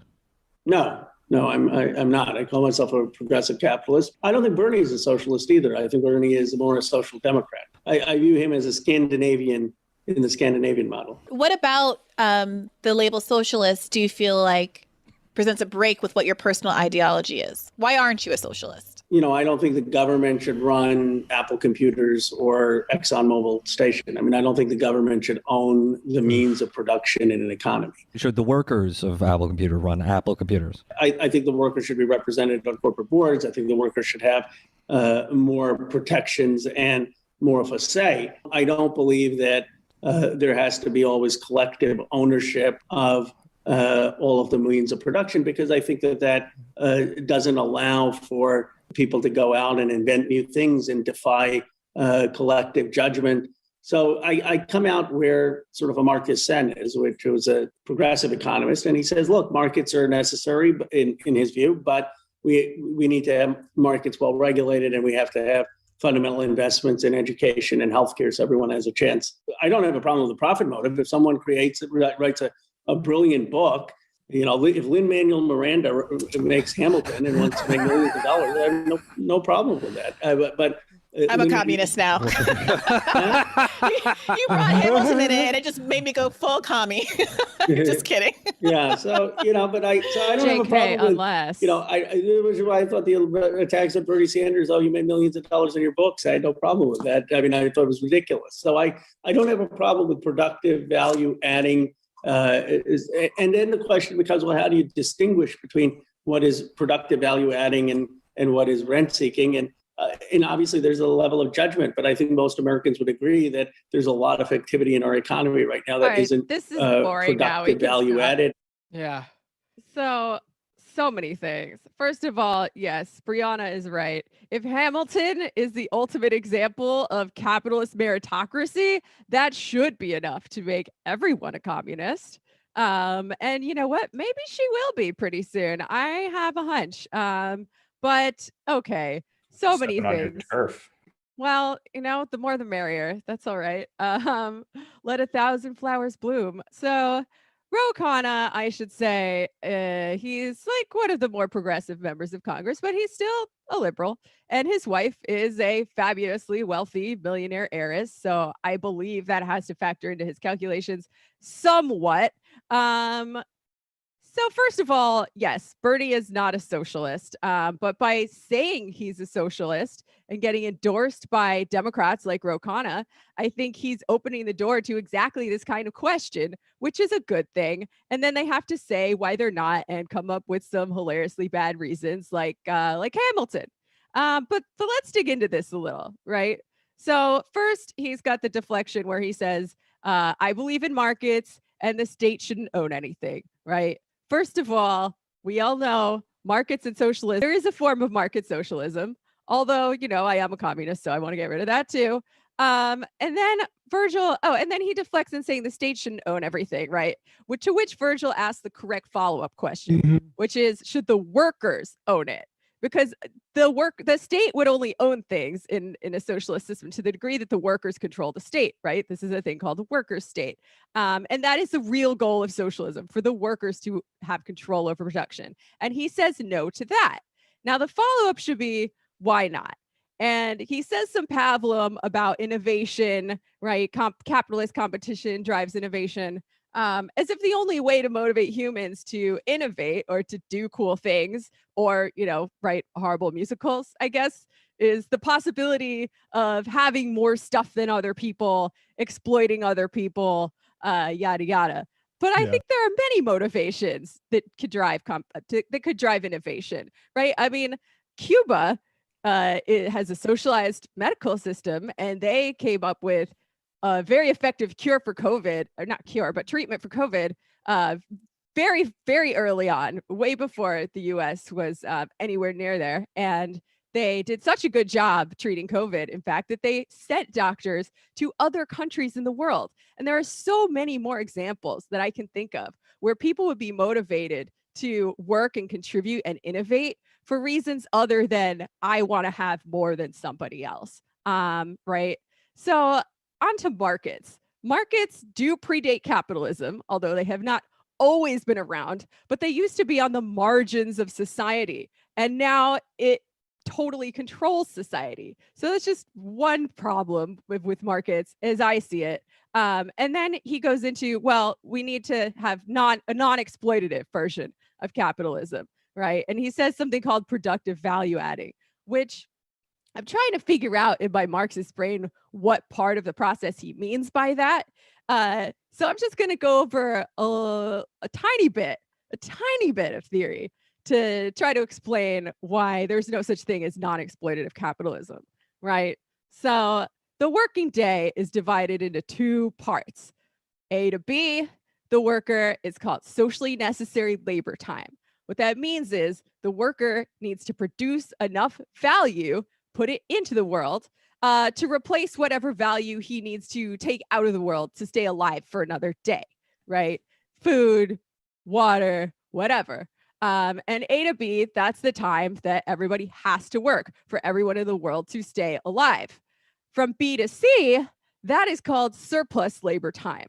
And that is the part of the day where the capitalist, you are working for him or her, could be a girl boss, I don't know.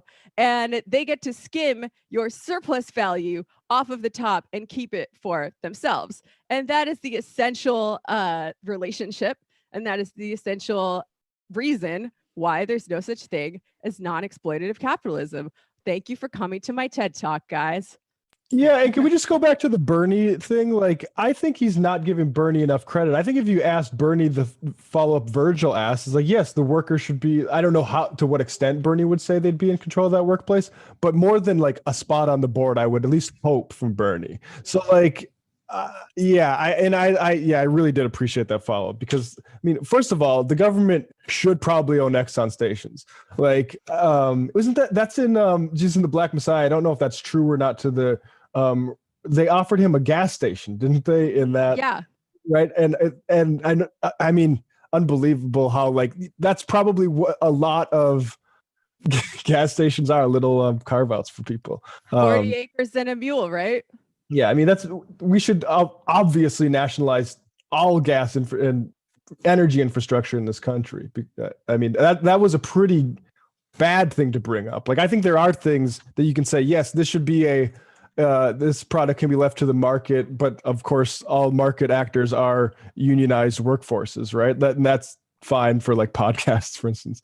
But to mention energy, come on, Ro. And I like Ro Khanna. I think he's one of the best, but man, I think they can't answer this question because fundamentally, like the United States like did whatever they can to make sure the people that answer that question differently don't get to where Ro Khanna is. I'm actually, I'm dead ass. I'm a little bit surprised by your guys' take, your take on Ro Khanna in general, actually, because this wasn't that surprising to me. I mean, this. Well, no, I was. Oh no, yeah, I don't think it's surprising. Oh, I think just it's useful to see it elaborated, though, particularly in light of Bernie. And I also don't like the sort of retconning of Bernie as I know Bernie's not like a complete radical, but especially when you go back to like when he was expressing his views on his like public access days, like I think his thinking on this is pretty developed. Yeah, I would say he's more of a socialist than Ro Khanna for sure. Right, but also, I consider Ro to be an ally and a progressive, but I've never put him in the same grouping as like, a Bernie, Ilhan Omar, and AOC, right? Japal, like these are no, all me people neither. who, like Ro Khanna is always. I mean, I know he's very much a fan of. I mean, he's a California congressman, so he's very much. Yeah, he's in like one of the richest districts in the country, I think. Right, and he's very much a ally as well to the big tech companies. Again, this isn't against him. I think all in all, he's a progressive congressman, and I like the guy generally, but also this is pretty much what this is who we need to make. We need to let these guys to be the moderates, basically. Yeah, exactly. It would be a lot better if that was where we're at. But also, it's illustrative. The part that bothered me the most, though, was him like conflating, like you mentioned, ExxonMobil with like Hamilton, like as if a Broadway musical ownership of a Broadway musical and its place in society is the same as the like how ExxonMobil and, you know, gas is a facet of every single thing in our lives, pretty much. Like the two are sort of incomparable. Not sort of, the two are incomparable. Like, and it's not the flex that ExxonMobil might think it is. Right. You know? I mean, even if you are, you're the Hamilton of the gas world.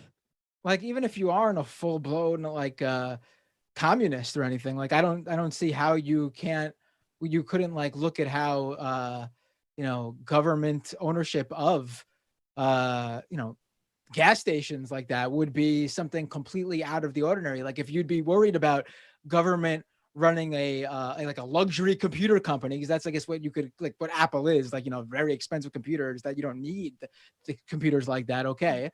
Or if you're worried about, you know, government running an arts, you know, a Broadway show. Okay. But gas company, I mean, I don't think that's the stand there. You know what I mean? Yeah. What innovation has come from them? And like, not to mention, gas companies are nationalized in a lot of the European social democracies that he's referring to. Right. That's why I don't think it's that crazy. Like, I don't think that particular point, that example, I think that's a horrible example and reflects like badly on someone who considers themselves to be even just a progressive. And I do see it. I mean, I think you guys do too, but for people watching, you know, there's a clear difference between liberals and even progressives. Progressives much better than liberals. And, you know, Rokan is definitely a progressive, but I mean, it was a bizarre stand to take there, in my opinion.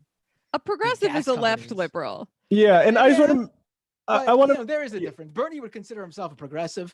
Whenever you hear him talk, he talks about progressives. He doesn't say liberals. I mean, don't think this he would consider word himself to be a liberal. This word means basically nothing at this point, but I basically take it to mean, yes, it is the left wing of liberalism. It is the leftmost thing you can do and still uphold capitalism. Yes. And it's somewhat synonymous with social democracy. These things are, these lines are a little bit blurry, but then we have democratic socialism, and that is the thing to the left of that. Yeah. And I think, like, look, capitalism itself is just basically the boss says what goes. And I think theoretically, if everyone's material needs were taken care of, like a model like that, it's not one I would ever support, but I can see the argument for it. In the current situation we have right now, where people live in poverty and are forced to work for capitalists for the basic necessities of life, I think it's pretty untenable to argue it from even like a progressive standpoint, because it's gross. Like, it's gross that people have to serve a capitalist just to live. And it's hard to, like, that's the value add, right? Like, that's the people you're value adding with. That's right. That's because you have to hire people. You're not just doing this small business by yourself. You're hiring people that are coerced to work for you. And I think, like, capitalism is absolutely not defensible in those sorts of that sort of situation, which is ours. Word. Right. I'm just so glad that these kinds of conversations are happening and that people are paying attention to them, because like 10 years ago, could you imagine Rokana getting asked that question and actually answering it in an interview? I can't. Right. Yeah. I guess the next step is for him to answer it in a positive way, right? I mean, sure. When pigs fly. You know, people can learn, people can change.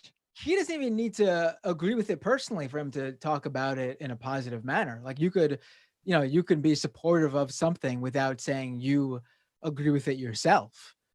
I mean, you know, you can say it's not probably your preference, but you wouldn't mind if it happened. You know what I mean? Like, but let's well, whenever Jamie does the head turn, I know I might be going off banter here. No, you're wonderful. All right, want to take some phone calls? Let's do it. Let's take this call because they mentioned me on Twitter and asked me to pick up the phone. And you all know me, I'm a sucker for that stuff. So 215, what's your name? Where are you calling from? What's up, guys? It's Matt from Philly. How you doing? Hey, Matt from Philly. Jamie, Matt, Brendan, you hear Matt from Philly? Yes. 3 Matts.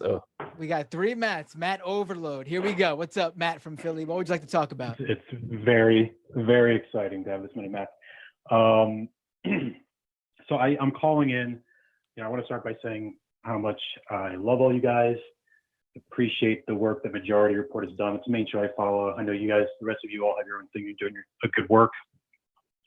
But I want to hopefully present some criticism that is taken well, hopefully. At least please assume it's in good faith. You may disagree with it. But there was an article I think I sent you guys. It's from the Atlantic about, I think the title is College Educated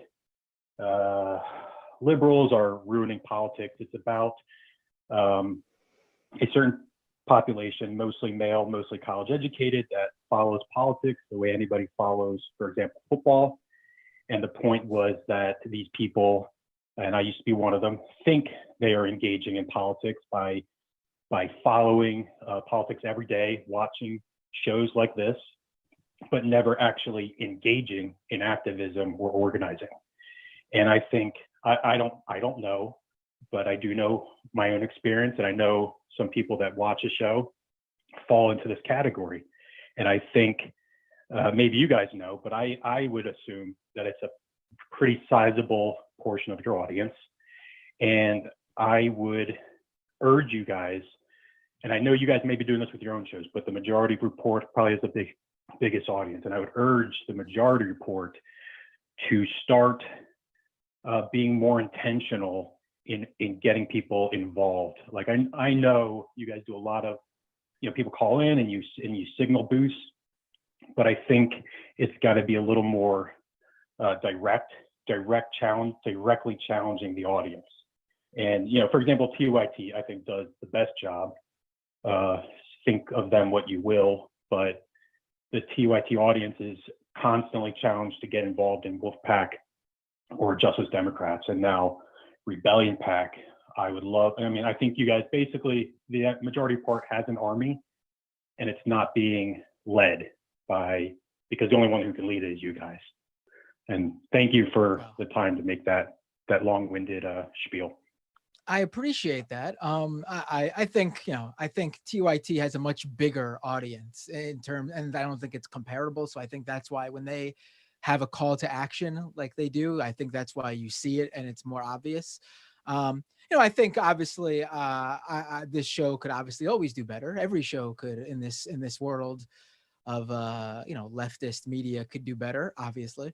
But in terms of who could lead it, I think maybe you should call in when Sam's here, because this audience, I think there's only one person who could lead that, unfortunately. I mean, I wish I could step up and say, Majority Report Army, follow me to my Patreon page and I'll become subscribers. I've tried, they don't listen.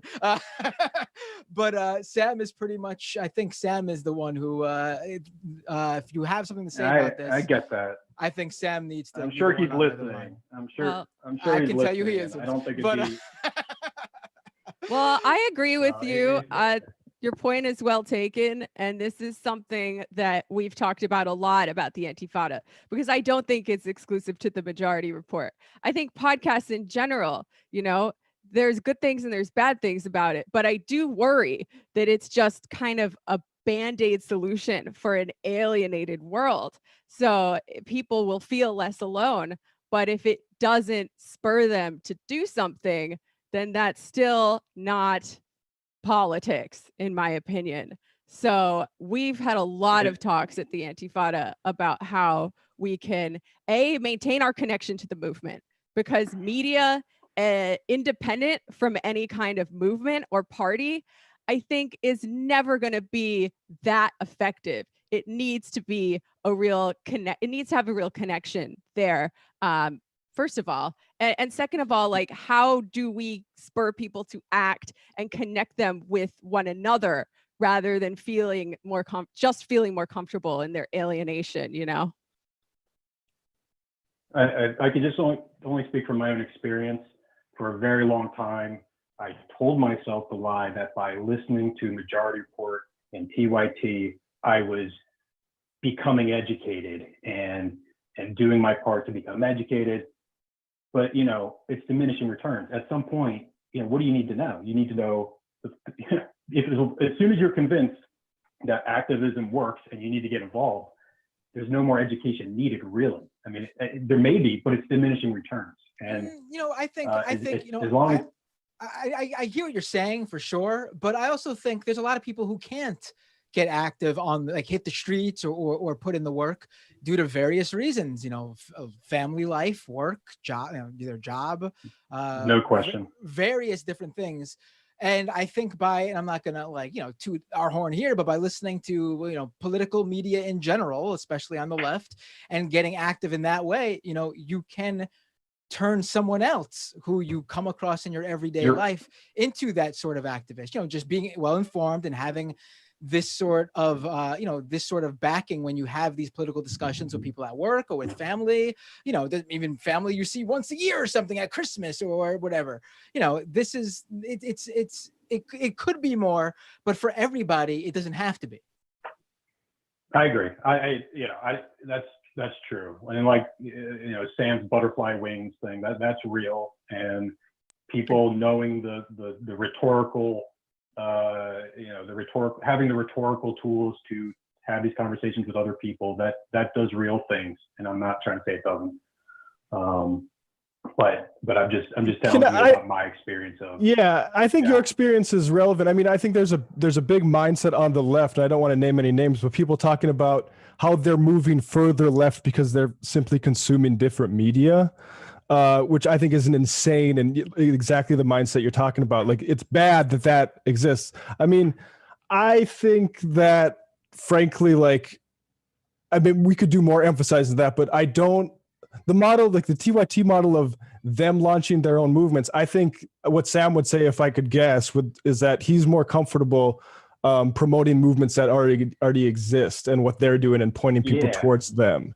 And I am okay. Which one should we adopt? To focus on, I would think. I don't know. I mean,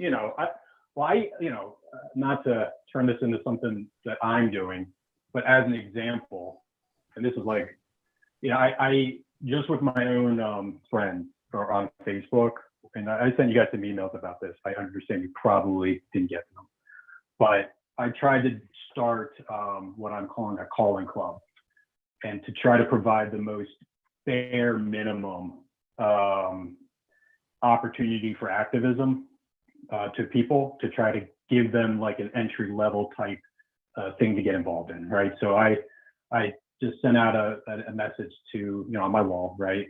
And I said, look, every month, people in this so-called club, we're just going to make one call in favor of a policy. And, 30 people joined, like the smallest ball we're talking, but 30 people joined, and most of them had never made a call in their life. Right. So, there's very low, but I think I got off track. I think just pick something that you can constantly funnel people towards. Because I think it's just I just don't think it's focused enough. And maybe I'm wrong. I'm not saying I don't know the best way to do these things, but it just seems that, Majority Report has a loyal viewership, and maybe that can be marshaled to one organization or a few, just constantly referring people to that. Yeah, I mean, I think that mode is definitely one we should be in more. I don't know. I might have a slight disagreement about like the focus thing, but it does, putting that in mind. It reminds me on the machete and I can't say that. Machete and imate. Machete imate. Okay, I'm a little bit shy of saying it that way. That right now, if you call local representatives on, say, Cuba policy, that might actually do a lot of work, because like conceivably, well, the Democrats say they want to do all this stuff. We'll hope Biden does it, but conceivably there could be actually like benefits to your local, wherever you can influence, getting in first on this. So like, yeah, I think a lot of that sort of those calls are particularly on issues of foreign policy where you might get a staffer that's interested, can do work. So I think on that, I definitely agree. I mean, what you're talking about really is party discipline, right? Like the party decides democratically what they're going to work on, and then everybody goes and works on that thing. And that's a kind of discipline that really can't exist to a large part when you have this landscape of independent media and everybody's siloed into their own little Patreon or whatever, and it's not really an outgrowth or an organ of a party or a movement. But I do think that it's possible that we can try to do that a little bit. So, I guess I Can I agree just end on partially this? with you. Sorry, Jamie. Sure. Can I just end on this? I would think just challenge us. Don't let us tell ourselves that it's enough to just listen. If Matt Binder, we can do more. If we, some people can't. But if we have the opportunity to give more, do more, just don't let us feel comfortable don't let us avoid that. Remind us. You know Remind what? the audience That was the topic. That was really the topic of some of Fred Hampton's speeches, and some of the speeches that were portrayed in the movie. He was like, you need to commit yourself to this movement, to this activity. We need like a really strong cadre. And this is a concept of militancy that I believe has been lost in the present moment, right? Because when people think militancy now, they think, oh, it means we're going to burn shit down or whatever. We're going to do the most violent and crazy thing. No, that's not what militancy originally meant. It meant you were committed to the struggle throughout your entire life. So I think we do need to bring back some practice of militancy. And you know what? If people can't do it, if they don't have the time, most people only have like an hour of free time a day, if they're lucky. That's fine. I don't want to browbeat anyone, but I do think it's important to have high standards, and then people get to live up to high standards and feel good about it, Right. Yep. Thanks for the call. Appreciate it. Thank you. Yeah, I mean, I guess, with the TYT example, they're really good at doing like calls to action and just even online, getting their fans to, turn something into, take over the discourse with a certain theme, whatever that bill they want passed or whatever it is. And I guess, this show has an audience that I guess is saying that we could do something like that, which is not a bad idea. We'll talk to the boss man. We'll kick it up the chain. 308, what's your name? Where are you calling from? Hey, it's Kowalski from Nebraska, but I'm calling you from Kansas. Ooh, Kowalski from Nebraska calling from Kansas. Thanks for calling in. I saw your IM where you said you have an interesting experience to share with us from a state GOP meeting. Yes. So am I coming in clearly? It's Kansas, so don't expect there to be technology. You are coming in clearly. All right. So as many of your viewers may be aware, I am an active member in the Nebraska GOP, and I am a voting delegate for the state convention. So I got to have a say in what the party policies were. In theory. In practice, it was a total shit show. So the meeting started off with about 300-ish people in a big room. Only about 10 of us were wearing masks, so I've been having to stay away from everyone because these people are insane. And basically, the agenda is probably not too shocking, but the thing that I raised objection to, and I was going to raise more, but the crowd was kind of at a certain point, but a member of the Board of Regents was really pushing to make American exceptionalism be the educational policy for our lawmakers. Like that's what the GOP wants our state, reps to advocate for. I raised objections to that because, not seeing flaws is a blind spot, and that's not how history should work. And a lot of people were disagreeing with me, and when the person that was on the Board of Regents said that America is an exceptional nation and that is what we need to teach, I asked, well, explain how we treated the slaves and the natives. And he said that every country did that back then. Well, then we weren't very exceptional, were we? Which got a few chuckles, but at the end of it, only about 1/3 of the group there voted not to approve the changes, and then the other 2/3 voted to get it approved. So too surprising. Right. Right. And I mean- after that, oh, go ahead. No, go ahead.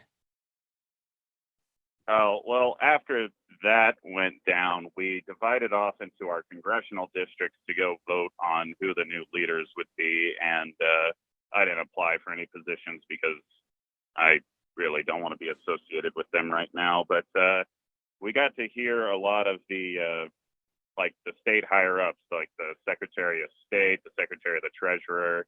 Pretty much every one of them was beating the drum that, well, with the stimulus, the Treasurer said that we need to be fiscally responsible and not waste money. And the Biden administration wants to give out relief to states based upon unemployment, which is unfair because then Nebraska won't get as much money and the red states will have to bail out the blue states. But he said he wanted to be fiscally responsible and he doesn't want to direct money where it needs to go. So that was hilarious. The Secretary of State, who I've actually talked to, and he's a pretty rational guy, and he does understand, like, you know, the normal world, but had no problem basically playing on the whole the vote steal myth just to rile up the crowd, basically. At the end of that, a bunch of people were talking about Dominion, and I told a few of them, you know, like the Dominion machines weren't hacked. I'm pretty sure they were only in LA County, and it would have had no impact on the election. One of them called me a Soros plant. I asked what she meant by that, and she basically said, well, I know what you people are here to do. And I was like, that sounds like anti-Semitism. One of the guys who was basically spearheading the Tea Party in the state a few years back went to her defense and got up in my face about it, said you can't just be leveling accusations like that. And it's like, she literally just started spouting out JQ, like, what am I supposed to do? Like, and he eventually backed down, and so did everyone else, and they realized that, you know, they were in their late 60s and I'm in my late 20s and I'm much bigger than everyone else. That's interesting. But the whole experience was absolutely insane because, like, the leadership who I've been able to talk with a few times just because of the stuff I've done, I know they don't believe any of this. They're only saying it for power. But the problem is that most of these people are incredibly old, and when they die, the people drinking the Kool-Aid are going to take over, and these are true believers. And most of them want to, like, so, you know, Nebraska has a split electoral college system. They want to get rid of it because it wasn't fair that 40% of the state voted for Biden and he got 20% of our vote. They also want to get rid of the unicameral and go to a bicameral system. That way we can have a Senate that will have veto power over Omaha. Like, this is what the state party wants to try to accomplish because they've been losing ground pretty much every year. So, you know, not entirely shocking. I wasn't really expecting the whole JQ thing, but yeah, I would say these people are pretty much hopeless. Yeah. Yeah. Well, you know. Are you recording it or filming it, Kowalski? Yes, that's what you should be doing. I Yes. really wasn't able to do any of that, but I'm not too sure if I should go to any of those meetings again because I got a lot of nasty looks. You kind of only have one shot. Yeah, but the weird thing is like when you talk to a lot of these people one-on-one, they're decent, but when they're in a crowd, it's like anybody that even remotely agrees with you, they just stay quiet and they keep their heads down. Because I met quite a few people out of that group in 2018 when I was going around the state, and it's I don't know, it's like this whole Trumpism has this momentum and nobody wants to be the person that gets in the way. Also, I'm pretty sure Sen Sass should never go to anywhere in rural Nebraska. It would be dangerous for him. These people want blood.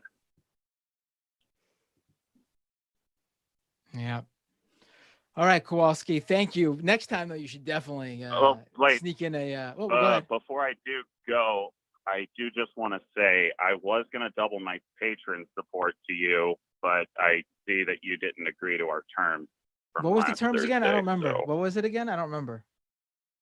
it was for the punk stuff. I think you were supposed to wear like eyeliner or something along those lines. All right. I'll deliver next time. I promise.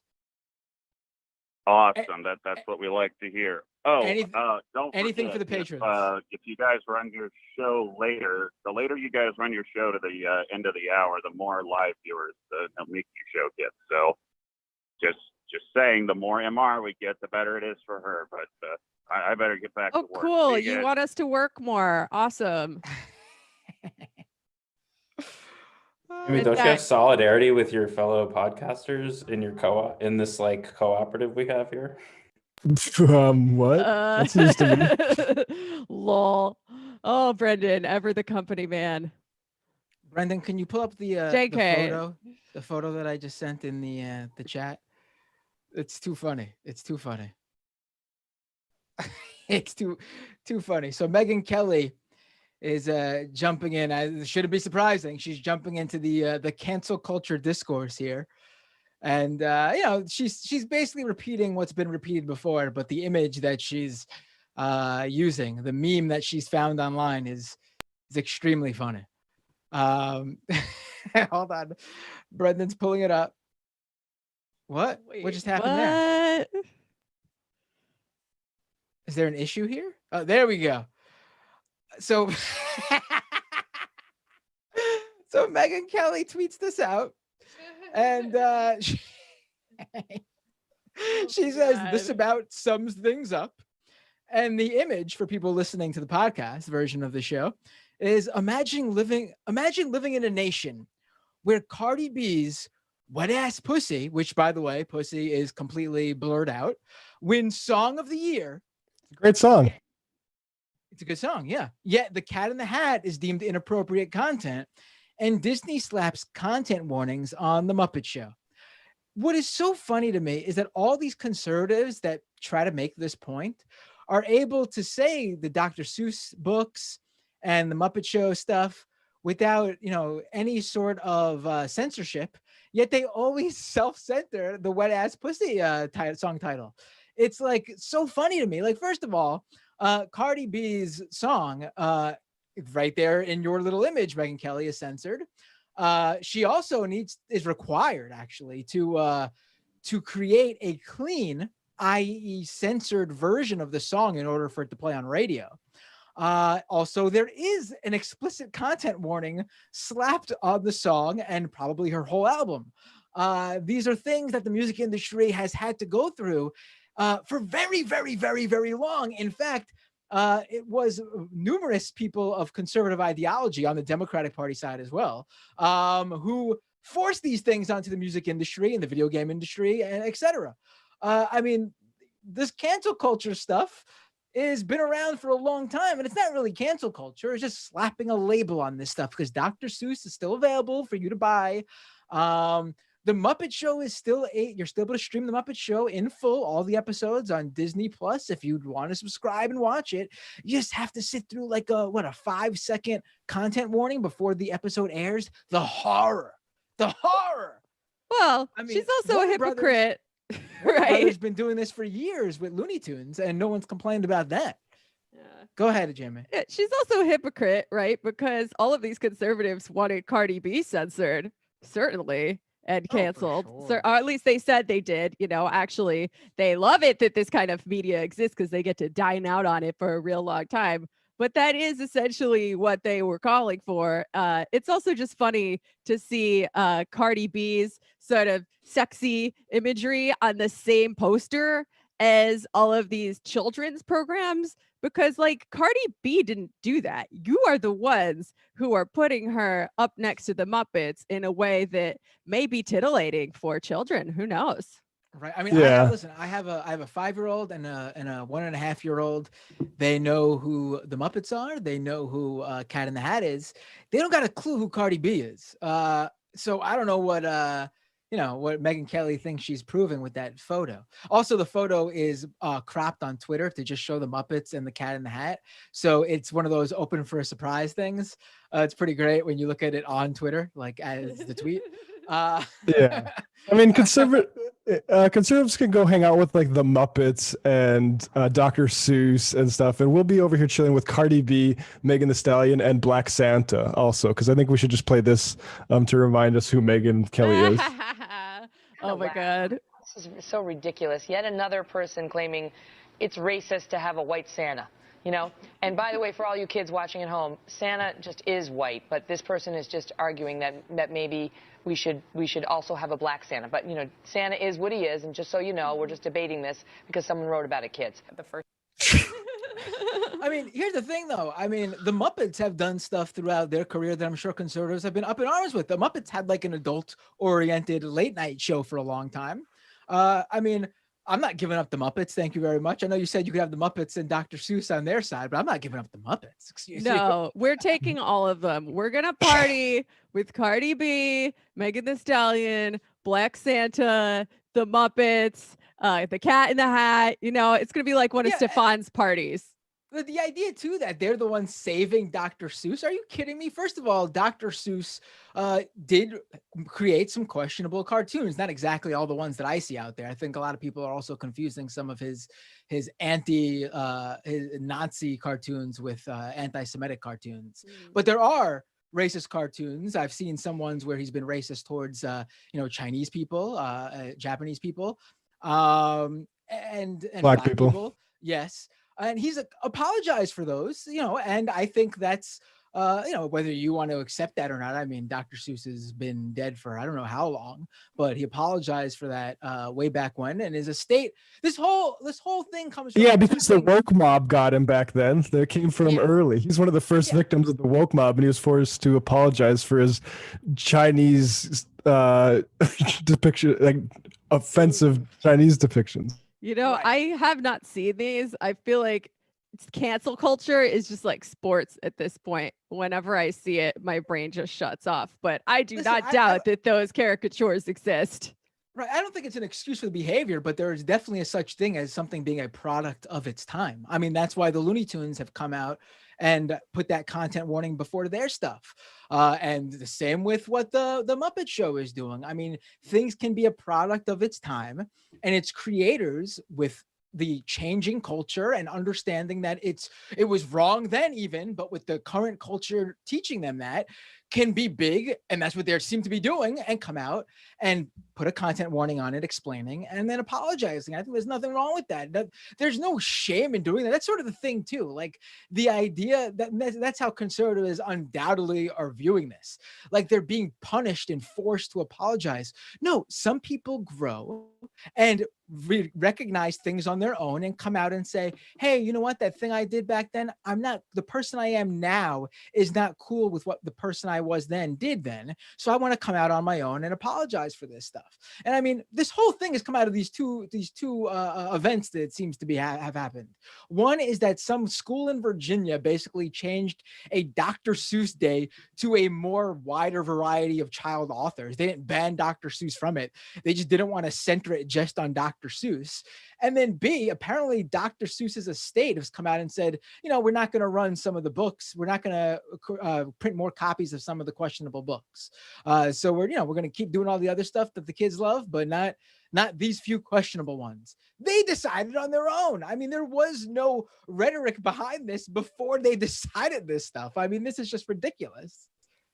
Yeah. And it has been very good for Dr. Seuss's sales, ironically enough. Oh, yeah. I think I read that his books, 35 of them were in the top 50 Amazon list. Just, Yeah, incredible. Conservatives are buying them up like it's going out of style. So. I'm gonna start a PR company where I just create like very delicate cancellations for certain people and start like a whole media cycle for them to get conservatives to buy their shit. You know that this major studios and public relations firms have already done this with movies.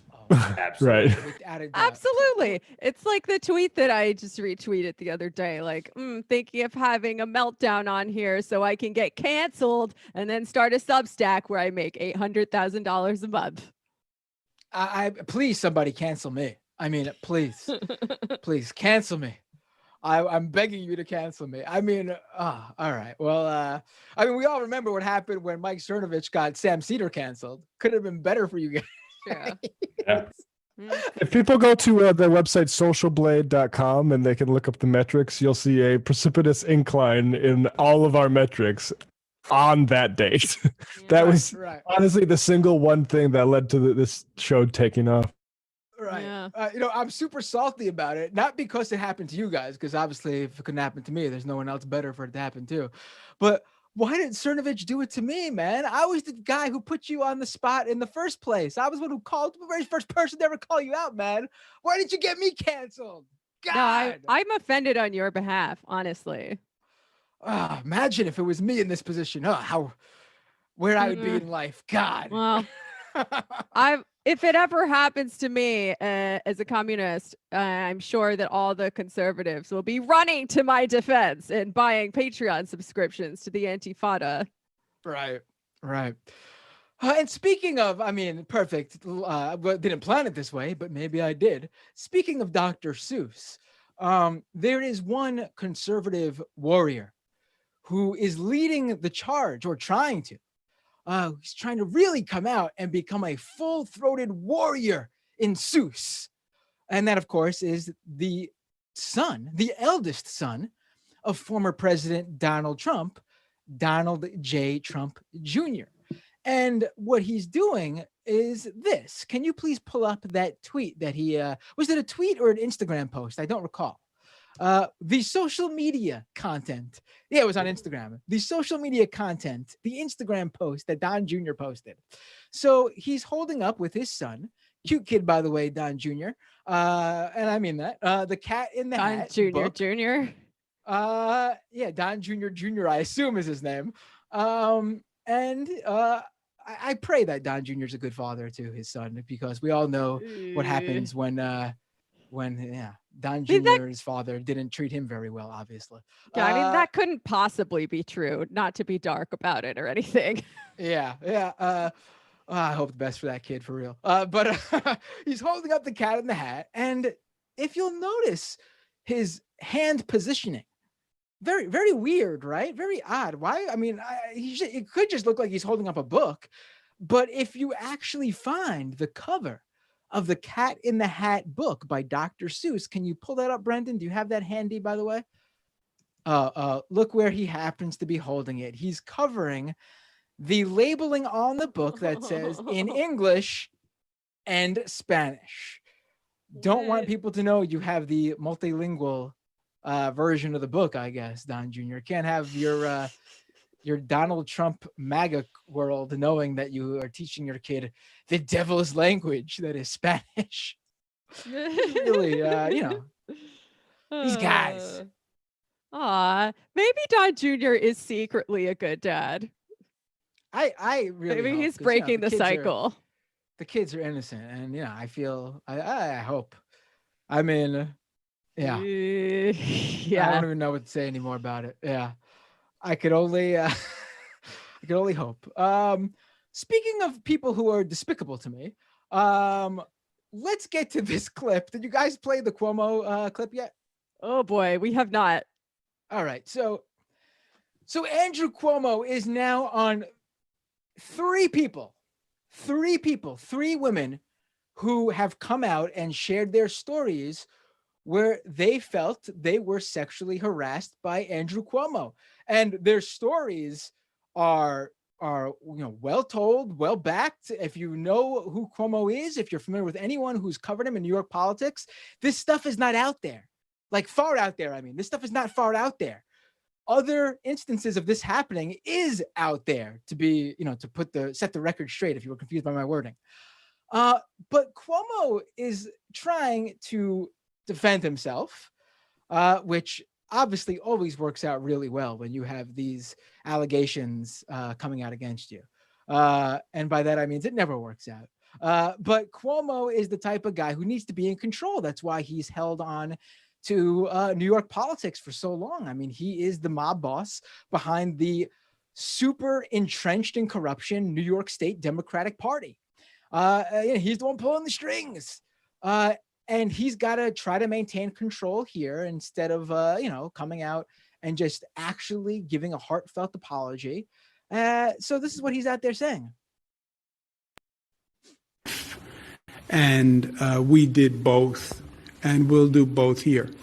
On the pictures, Marcia, I understand the opinion of and feelings of Ms. Brewer. And you are right. You can find hundreds of pictures of me making the same gesture with hundreds of people, women, men, children, etc. Do you touch people with the gesture? You can go find hundreds of pictures of me kissing people, men, women. It is my usual and customary way of greeting. You know that because you've watched me for, let's just say, more years than we care to remember. By the way, It really sounds like he's trying to go with the talking point that I'm Italian, I kiss, and to say that this is wrong of me, you're being racist to Italians. It really sounds like he's going there, but continue with the clip. Let's just say more years than we care to remember. By the way, it was my father's way of greeting people. You're the governor of the state. You want people to feel comfortable. You want to reach out to them. I do it. I kiss and hug legislators. I was at an event in Queens the other day. Hugged the pastors and the assembly members who were there. So that is my way to do that. However, what I also understand is it doesn't matter. It doesn't matter my intent. What it matters is if anybody was offended by it. And I could intend no offense, but if they were offended by it, then it was wrong. I mean, first of all, Mr. COVID-19 hero over here, using his recent example of hugging people a week ago in Queens. Great job, great example there when there's a pandemic going on and we've been trying to instill it in people's heads for the past year not to touch one another. My God, this guy. But that aside, getting back to what he's saying, I guess you could hug and kiss people and they'll be comfortable with it. Yeah, if you know them and you're friends with them and they're your family maybe, or really close person that you've known for years and years and knows you do this and has let you know that they're cool with it and they're happy to reciprocate back. But that just because you have that relationship with some people doesn't mean that's the de facto relationship you need to have with everyone. What a weird defense there. Yeah. What a bizarre.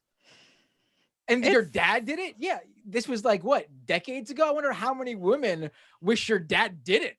I mean, come on, buddy. No, it kind of reminds me of this story about there was a hole in the bathroom wall at this bar where the creepy men would spy on women in the bathroom, and someone found out about it and they were like, you need to get rid of that hole. And they're like, this hole's been in our family for nigh on 100 years. It's tradition. You try to destroy our traditions? Sorry. But let me defend the peephole here. It's incredible. This guy's got to maintain control. Also, think about this. This isn't just a Cuomo issue. This is the head of the New York State Democratic Party. This is the head of New York State. This guy has no doubt been involved with countless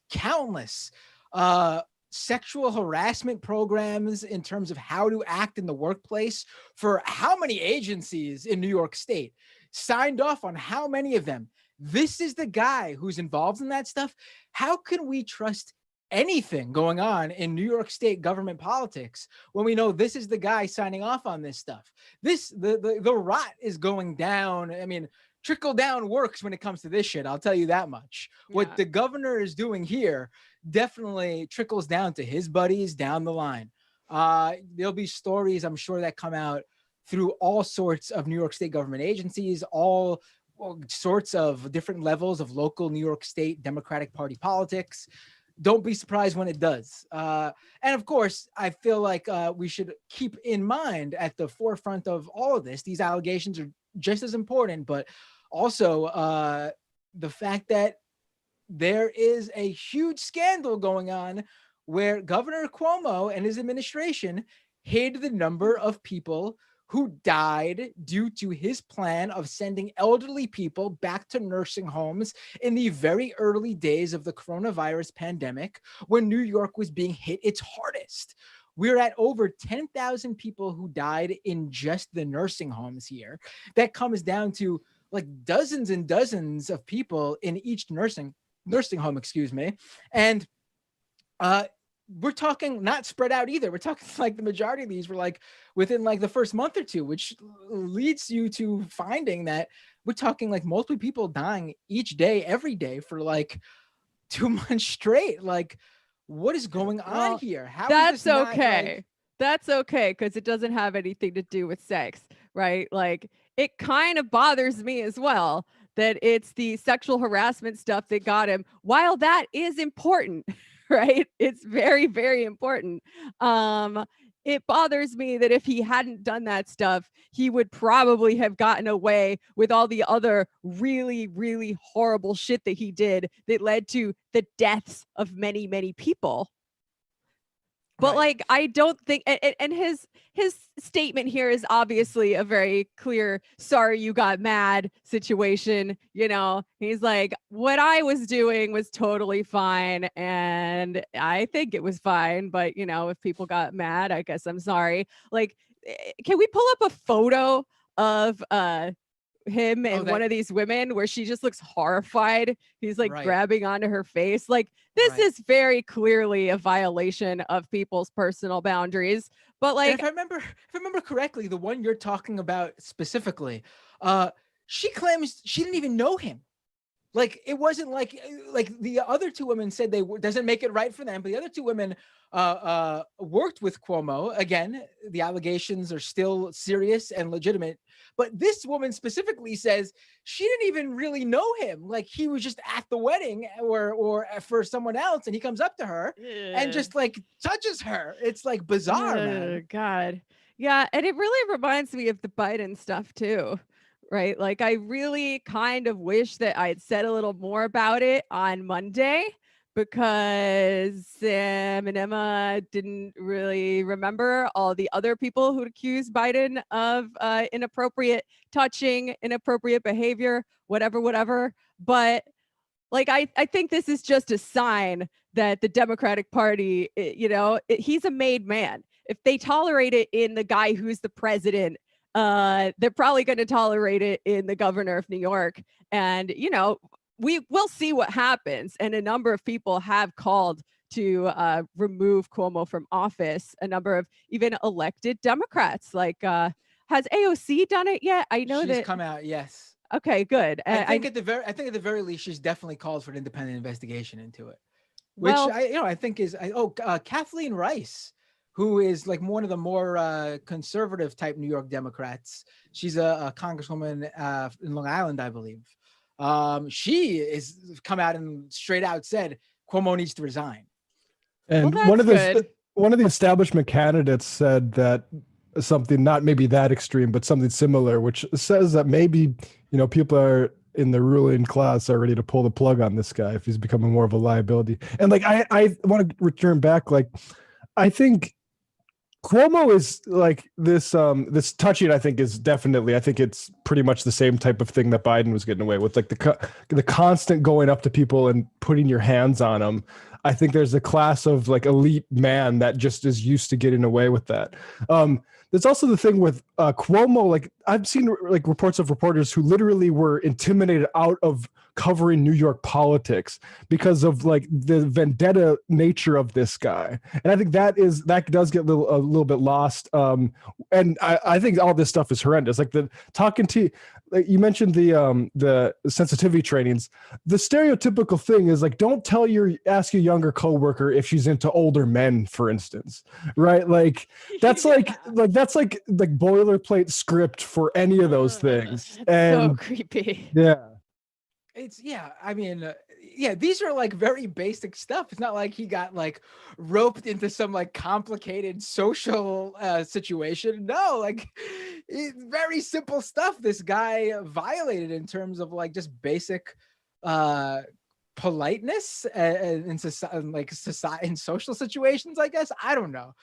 Remember, it's a part of his culture. Okay, which is every culture, because as he's already told us, he is Black, he is Latina, he is a woman, he is all of these things to all people. So, maybe you should think think twice before denigrating someone else's many, many cultures.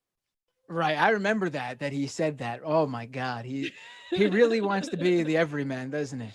You guys might hear my little my darling almost 2-year-old Enid crying in the background. Don't worry, she's fine. Mommy's with her. So what do you guys want to talk? Let's go back to the phones. Let's see. We got what was the call that? Let me see. There was someone who I got a buddy. You got a buddy here. Let me see. All right, let me get to that person. Give me 1 second. Where are they? Here we go. I see them. 704. What's your name? Where you calling from? Hey, what's up, Matt? This is Andre, aka Q, from Toronto. How you doing? Hey man. Andre. What's up? What would you like to talk about today? Not much. I would like to talk about Haiti. All right, let's it was do it.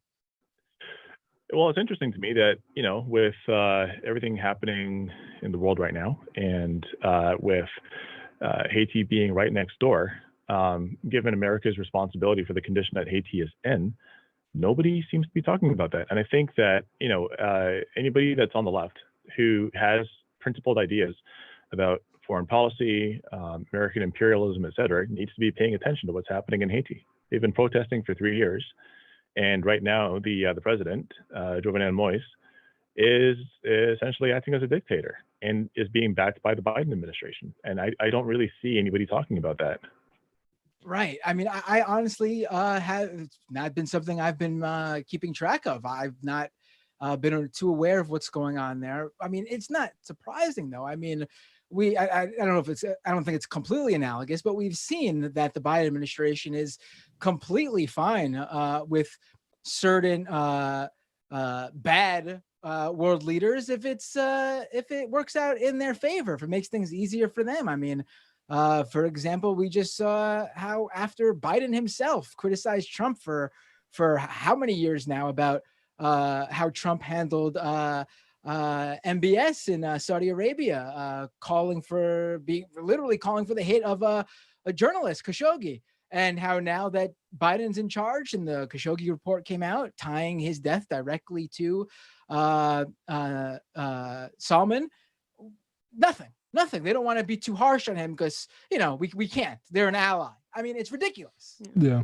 I mean, I'll just say we've covered it a little bit on Left Reckoning. We're talking about it with Austin Gonzalez tonight. But yeah, and with regards to Haiti, it's basically Moise is in there because he's the IMF's guy and the OAS, and that's who they decided gets to be president. Or he gets to make. I mean, it's funny. Like do you want to inform us a little bit on his term situation? Do you have those details, or I can fill us in too if you do? Yeah, so there was an election in 2015, and the idea being that after the election is over, there's a presidential term that begins on the 7th of February, and the term is supposed to be up in 5 years. So because there was election fraud, rigged votes, all kinds of strange irregularities, the runoffs didn't get completed until almost the following year, or the following year. So according to Moise, his term actually began on February the 7th of 2017, and everybody else, legal scholars, the parliament, everyone else is saying, no, your term began in 2016. So your term is up in 2021. And he's saying, no, that's not the case. He quote unquote retired. I'm not even really sure how a president can do this, but retired 3 Supreme Court judges, carried out several arrests. And one of those arrests was one of the Supreme Court judges. According to him, that there was a coup that was about to take place, and this was reported by the Associated Press. But if you actually saw the pictures of the people that were supposedly carrying out this coup, it was basically just like police going into this neighborhood, drawing people out of their homes. To me, it looked like random people, and seizing like 19th century rifles that were rusted out, and somebody's machete, and some pens. Like, it was an absolute farce and a joke. So I have a hard time believing that anybody could have, with that kind of weaponry, conducted a coup on the government. But that's pretty much what the playbook is in Haiti, especially when the person in power is backed by the United States, is that they can say pretty much whatever they want. And because the U.S. press has zero interest in covering any of it, simply acting as a stenographer for whatever the president in power says, then it becomes justified. There's not a dictator that's refusing to bend to the whims of democracy in Haiti. It's unrest in Haiti. And because people are used to the word unrest or violence or riots or whatever, where it comes to Black countries, then nobody thinks to ask any questions. There's just zero curiosity about it. And I think with all of the energy that's being exercised to talk about, U.S. imperialism and democracy and the right of people to hold free and fair elections, etc., especially by some of the the quote unquote left Democrats, you would think that right next door to the U.S., that people of a principled left persuasion would be paying attention to this, and it seems like nobody is. That's a good point. I think people should contact, particularly like members of the squad, if they represent you or Rokan or Democrats like that, should 100%, because this is like, if you were energized about, for instance, like what was going on in Bolivia, what's going on in Haiti deserves your attention too, 100%. Absolutely. And, well, this goes back, I just want to say, this goes back, sorry, go ahead. Oh, I was just going to say, we could all do a better job of this in left media. I think Michael left a huge gaping hole behind him when he died at this show. We're trying our best at the Antifada. We can definitely do better. I believe we did top line this story on one of our streams a while back, but we didn't get that far into it. But I read about a general strike happening this month in Haiti against the U.S.-backed dictator. Is that still going on? Yeah, it's still happening. I mean, as long as Jovenel Moise is president, there are going to be continued strikes and unrest, and whether it's labor, whether it's people just marching out in the streets because they've been doing this for the past 3 years, as long as he's around, there's still going to be protests. But I do want to say that this goes back farther than simply the presidential election. This goes back to, and as far as Moise goes, it goes back to the energy crisis that they had because Haiti under Moise decided to go along with the OAS and declare that Maduro is not the valid president of Venezuela. Now, Haiti was on the Petrocaribe program. And what that is that Venezuela was essentially providing free oil or I shouldn't say free oil. They were providing oil at a very, very low cost, as well as loans that had very favorable terms to countries in the Caribbean region, especially those that were underneath the thumb of U.S. hegemony, and Haiti being one of those countries. Because I don't know if you would call it as retribution. I think it was a little bit of retribution, but also because like Haiti is, backing essentially the U.S. attempt to overthrow democracy in Venezuela or overthrow what it is that the people wanted. they were removed from the petrocarrier program, and the U.S. wouldn't even throw them a bone, offers no assistance, no help whatsoever. Donald Trump calls them a quote unquote shithole country, and it's like, well, you're on your own. So for for the benefit of basically stabbing the regional partner in the back, they got absolutely nothing from the United States. And I think that's kind of like what sparked the tinder in this country, is that their president, who by many people's accounts and many people's estimates is also illegitimate, and I'll explain that in a second, essentially tried to get closer to the U.S. by knifing a regional partner, and they were given the shaft because of that. But Moise and his administration would likely not be in power if not for the banning of the party Famille Lavalin. And the reason that Famille Lavalin was banned is that that was previously the party of Jean-Bertrand Aristide. And Aristide, in 2004, was essentially kidnapped by the United States, and death squads were introduced into this country at the behest of the United States, Canada, Brazil, and other countries. We essentially, and I'm from Canada, and I happen to feel very passionately about this, but there was a conference called the Ottawa Initiative where basically a bunch of countries that were not Haiti got together in Ottawa and put together a plan to remove Aristide from power. And many people believe that one of the reasons he was removed is that he was calling on France to pay back reparations for in today's dollars, about $40 billion in reparations that they were forced to pay at gunpoint by Napoleon's army for the crime of freeing themselves from slavery. So, Haiti has been screwed over since the 18th century. Like, this has been hundreds of years of this country paying for the crime of freeing themselves from slavery. And, whenever they've gotten ahead of steam and declared their democratic right to self-determination and have demanded that historical wrongs be redressed, this is exactly what happens. And that's why they're in the current crisis. Yeah, good point. I just want one other fact that I've learned about Haiti recent weeks is number one in NGOs per capita. So maybe NGOs aren't doing all the work that they say that they're doing. Oh my God. No, that's too perfect. And, I guess it goes without saying, given the long history on this, but it has happened under both Democrat and Republican administrations, believe it or not. And actually some of the first protesters that I saw at the DNC in 2016 were Haitians who were still mad at the Clintons for all the fucked up shit that they did there. Yeah, I mean, maybe the caller has more insight in that, but my understanding is basically they destroyed agriculture and forced people into work at Levi plants, and then helped Levi keep the minimum wage down for those sorts of ultra exploitative textile firms. Is that your understanding? And what am I missing there?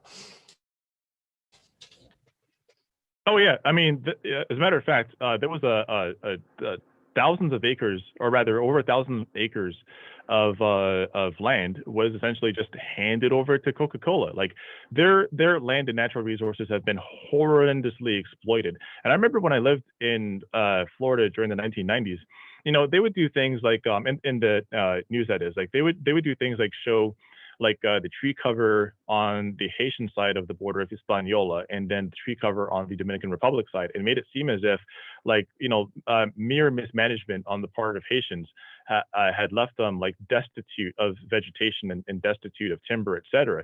When the truth was, all of this was natural resources that were being exploited by foreign companies. The Haitian people had nothing to do with it whatsoever. The land has been completely mismanaged. There are foreign buyers that are essentially coming into this country and picking up land on the cheap, and local people are being thrown off of their property.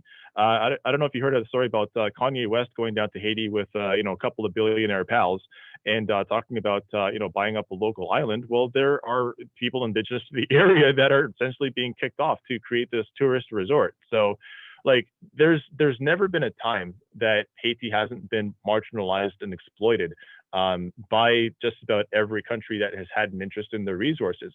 But on top of that, there's this sense that the country, which is the poorest country in the Western Hemisphere, has done this to themselves.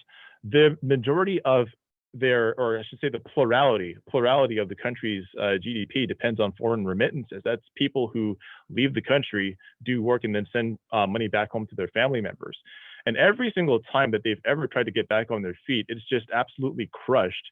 And then the response to that is, like, for example, like back when they had the earthquake in 2010, if you look through the WikiLeaks cables, it was actually a conversation between Chelsea Clinton and somebody who worked for the Center for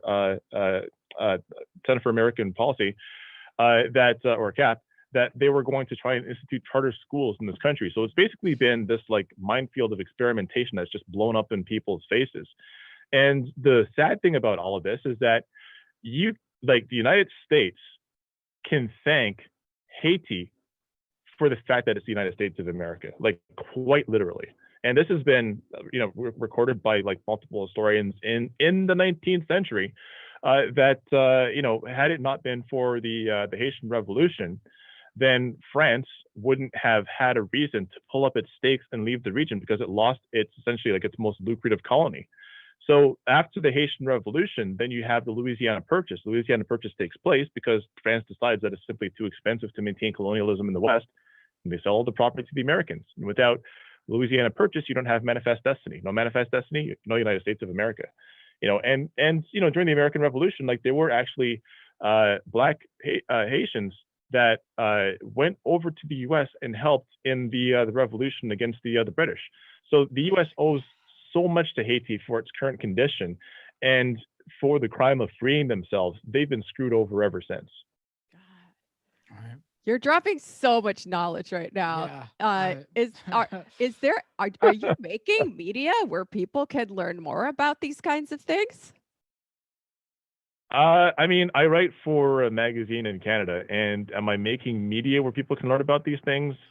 Not myself, no, but there's a very good film by a filmmaker from Quebec, Canada. Her name is Elaine Breguet, and Elaine has a film called Haiti Betrayed. So if you look up HaitiBetrayedFilm.com, it's a 90-minute film, and you can learn a great deal of Haiti's history and how the West has essentially screwed them over since inception, and what the current administration has to do with U.S. and Canadian foreign policy.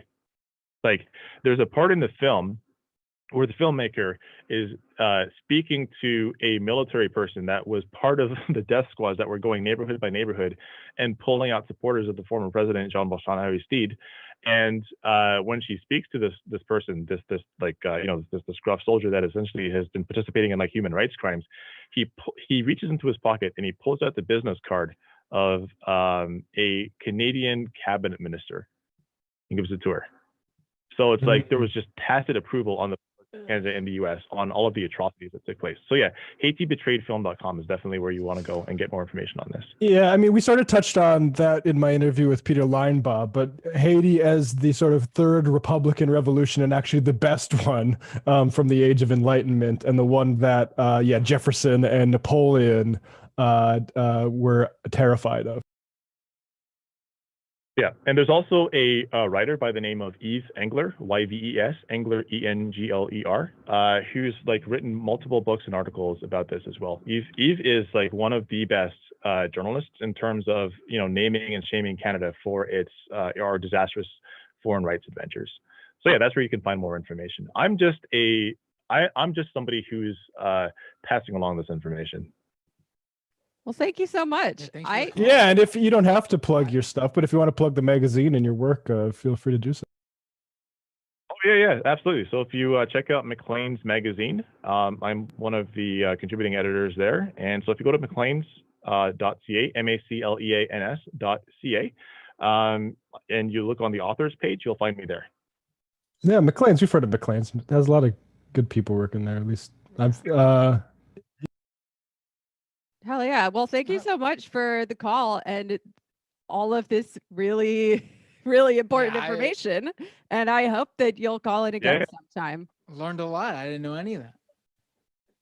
Yeah, absolutely. I'll be happy to call in whenever. You all have yourselves a great day, okay? You too. Take care. Bye-bye. Bye. I should mention, Andre was also on, he was my guest on Doomed a couple of weeks back to explain the whole GameStop stock saga that went on, and sort of still going on. I only hesitated because I see he's identified as Q Anthony now, but I see at Andre Demise is still his ad on Twitter. Yeah, he has a few different names. Yeah, he was on the Antifada as well, along with Aaron Thorpe from Trillbillies, and we talked about the Obama book, and it was a super fun episode. So this guy knows a lot of things. That was Q Anthony himself. I'm just now putting two and two together. Indeed. Yeah. Do we have time for one more call? What do you think? All right, a quick call. One last quick call. It's got to be like 2 minutes max. Here we go. 843. What's your name? Where are you calling from? Hey, peace. This is Jade Maroon. I called into your show a couple times. Oh, cool. I just wanted to say that, I'm calling. I'm part of the Zulu Nation and Maroon Party for Liberation, which is new since the summer. But through these formations, the Maroon Party for Liberation, for example, was started this summer from a longer running formation that was smaller, but started by, to name a few, Elder Panthers from New York and Philadelphia, one who's a political prisoner, which is the reason why I'm calling.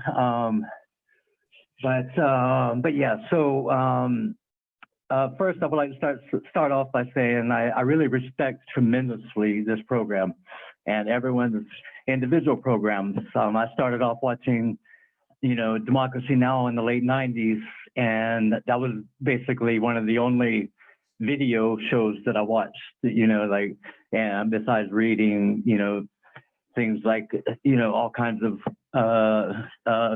written media and whatnot. But, and you all have very good, specialties and cover different topics, and it's great. But in saying that, and first I would like to say I may not be taking or approaching it correctly, and if I'm not, tell me. But I also have some constructive criticism a little bit. I'll try and make it fast, but this is really important. And so if you'll just if it goes over just a little over a minute or so, just it'll be done. It won't be too long. But basically, I reached out to a few of you about having some comrades that are very prominent in the historical movement, and to discuss political prisoners. No one discusses political prisoners. I don't know why. They discuss the ones from abroad, but they don't discuss the ones here.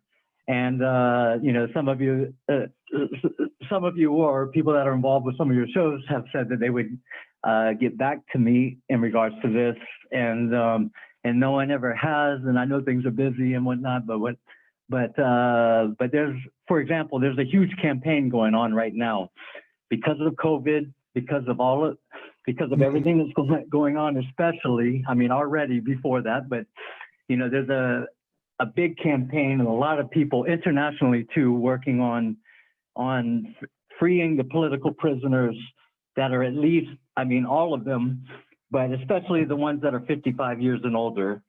From, that 2021 is the year they all come home, right? And so, for example, there was a big demonstration yesterday for Mumia, who has COVID now as of last week. And, Russell Maroon Schultz and Jaleel Muntakum, for example, all three of those. I know that, I think there's more, but I know those names right off the top of my head.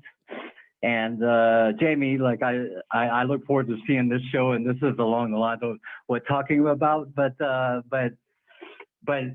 political prisoner topic in and of itself is very no one covers it. Democracy Now! Is the only one that has covered it, I can help provide. All right, I'm nobody, but I am working with some great people. I have the privilege of working with some really great people. I'm only doing the background work myself. So, it wouldn't be me coming on to talk about anything, but I, could get in touch with some great people. But but anyways, yeah. So basically, I just wanted to say that, yesterday there was a big demonstration in Philadelphia, and the Inquirer covered it. You know what I'm saying? Like the click mac, huh? The local What's that? Sorry? the local news media. Oh, well, Inquirer, or is that local? Okay, I was thinking the National Enquirer, but okay, No, yeah. I don't think the National Enquirer would it cover might have been. that. Unless there were some like Yeah, frogmen well, there. they would. Well, they might for some clickbait because Mumia is pretty, I mean, that's another thing I want to say. I've been involved, and I know like a lot of, not all of you, but I know there's some people involved with the mediascape, these days that are, are just within the past 5 years or something, gotten involved. But, so I feel kind of weird. I still see myself as young, but not really, I guess. I've been involved with things for a while, and I straddle Europe and the U.S. because my partner is from Iceland. So, but I some years back during the COP15, I was organizing in Copenhagen, and while I was doing that, I was based in Berlin for a bit, and just in the couple of months I was there was 3 Mumia marches, with hundreds of people, on these marches, and these people were just organizing. Their main thing was organizing Mumia marches, and we don't, no one, there was nothing like that in the States. And it's I don't know, it's kind of embarrassing to a degree, because, and this will be where I finish off. I know I'm going over the 2 minutes, but we don't, we talk about Navalny and all of these political prisoners over there, are over in different countries and all of this, but we don't talk about our own, that we have here. Not that we shouldn't talk about other countries. I'm an internationalist and all of this, but you know what I'm saying? I really hope that some of you or any of you will get back in touch with me about this, because I'm in the Free Mumia group. I was in a meeting yesterday afterwards. I was restreaming the event and adding more, different content throughout the day, restream the event later. Then we had a meeting last night, and I can get you, I can, help get a really good from program. our perspective, I think the best thing is if you have people in as part of that group, or for instance, like Leonard Peltier, people who can speak to an interview on that, because I think it's good to have. Those stories are super important. And it's part of the actual struggle we're doing now. And there's one more thing though. Yeah, go ahead. Really quick, we have less than a minute. Yeah, just really quick, oh man, the thought just kind of escaped me. Hold on, but yeah. All right, go ahead and finish what you're saying, and I'll remember. But I totally understand what you're saying, and it definitely has fallen off, I think, the radar here. I remember when I was younger, in high school, coming up in the punk scene, Mumia was such a big issue, Free Mumia. Exactly. And I think obviously as some people spend, and they obviously the state obviously counts on this. The longer they're in prison, the more their stories get lost in the ether. There's just so much going on. But I remember you calling into my show, and we talked about this a little bit. Definitely gonna reach out to you, and we'll definitely hook up something for sure. Yeah. We got to jump though. But one quick thing. The one thing that I want to make clear is that this is not only important. For me, it's important that these people get released, because I know. The Maroon Party, for example, is started by Russell. Is partly started by Russell Maroon Schultz. His writings. I don't know if you've read his book. That's in AK Press. It's called. I don't have it right next to me, and I can't think of. But anyways, you can look it up. But anyways, yeah, I mean, this is important for the movement. I mean, like, for example, like, people may not get, people may look at the people that are in political, that are political prisoners now and say, you know what, I don't really want to go that extra mile to do, I mean, because these people are, they're innocent, or, they're either innocent or it was brought on them. You know what I'm saying? And Right. like these people are not murderers. They're not this and that. They are doing, I mean, and if someone comes into the movement and says, man, I could get, locked away for life.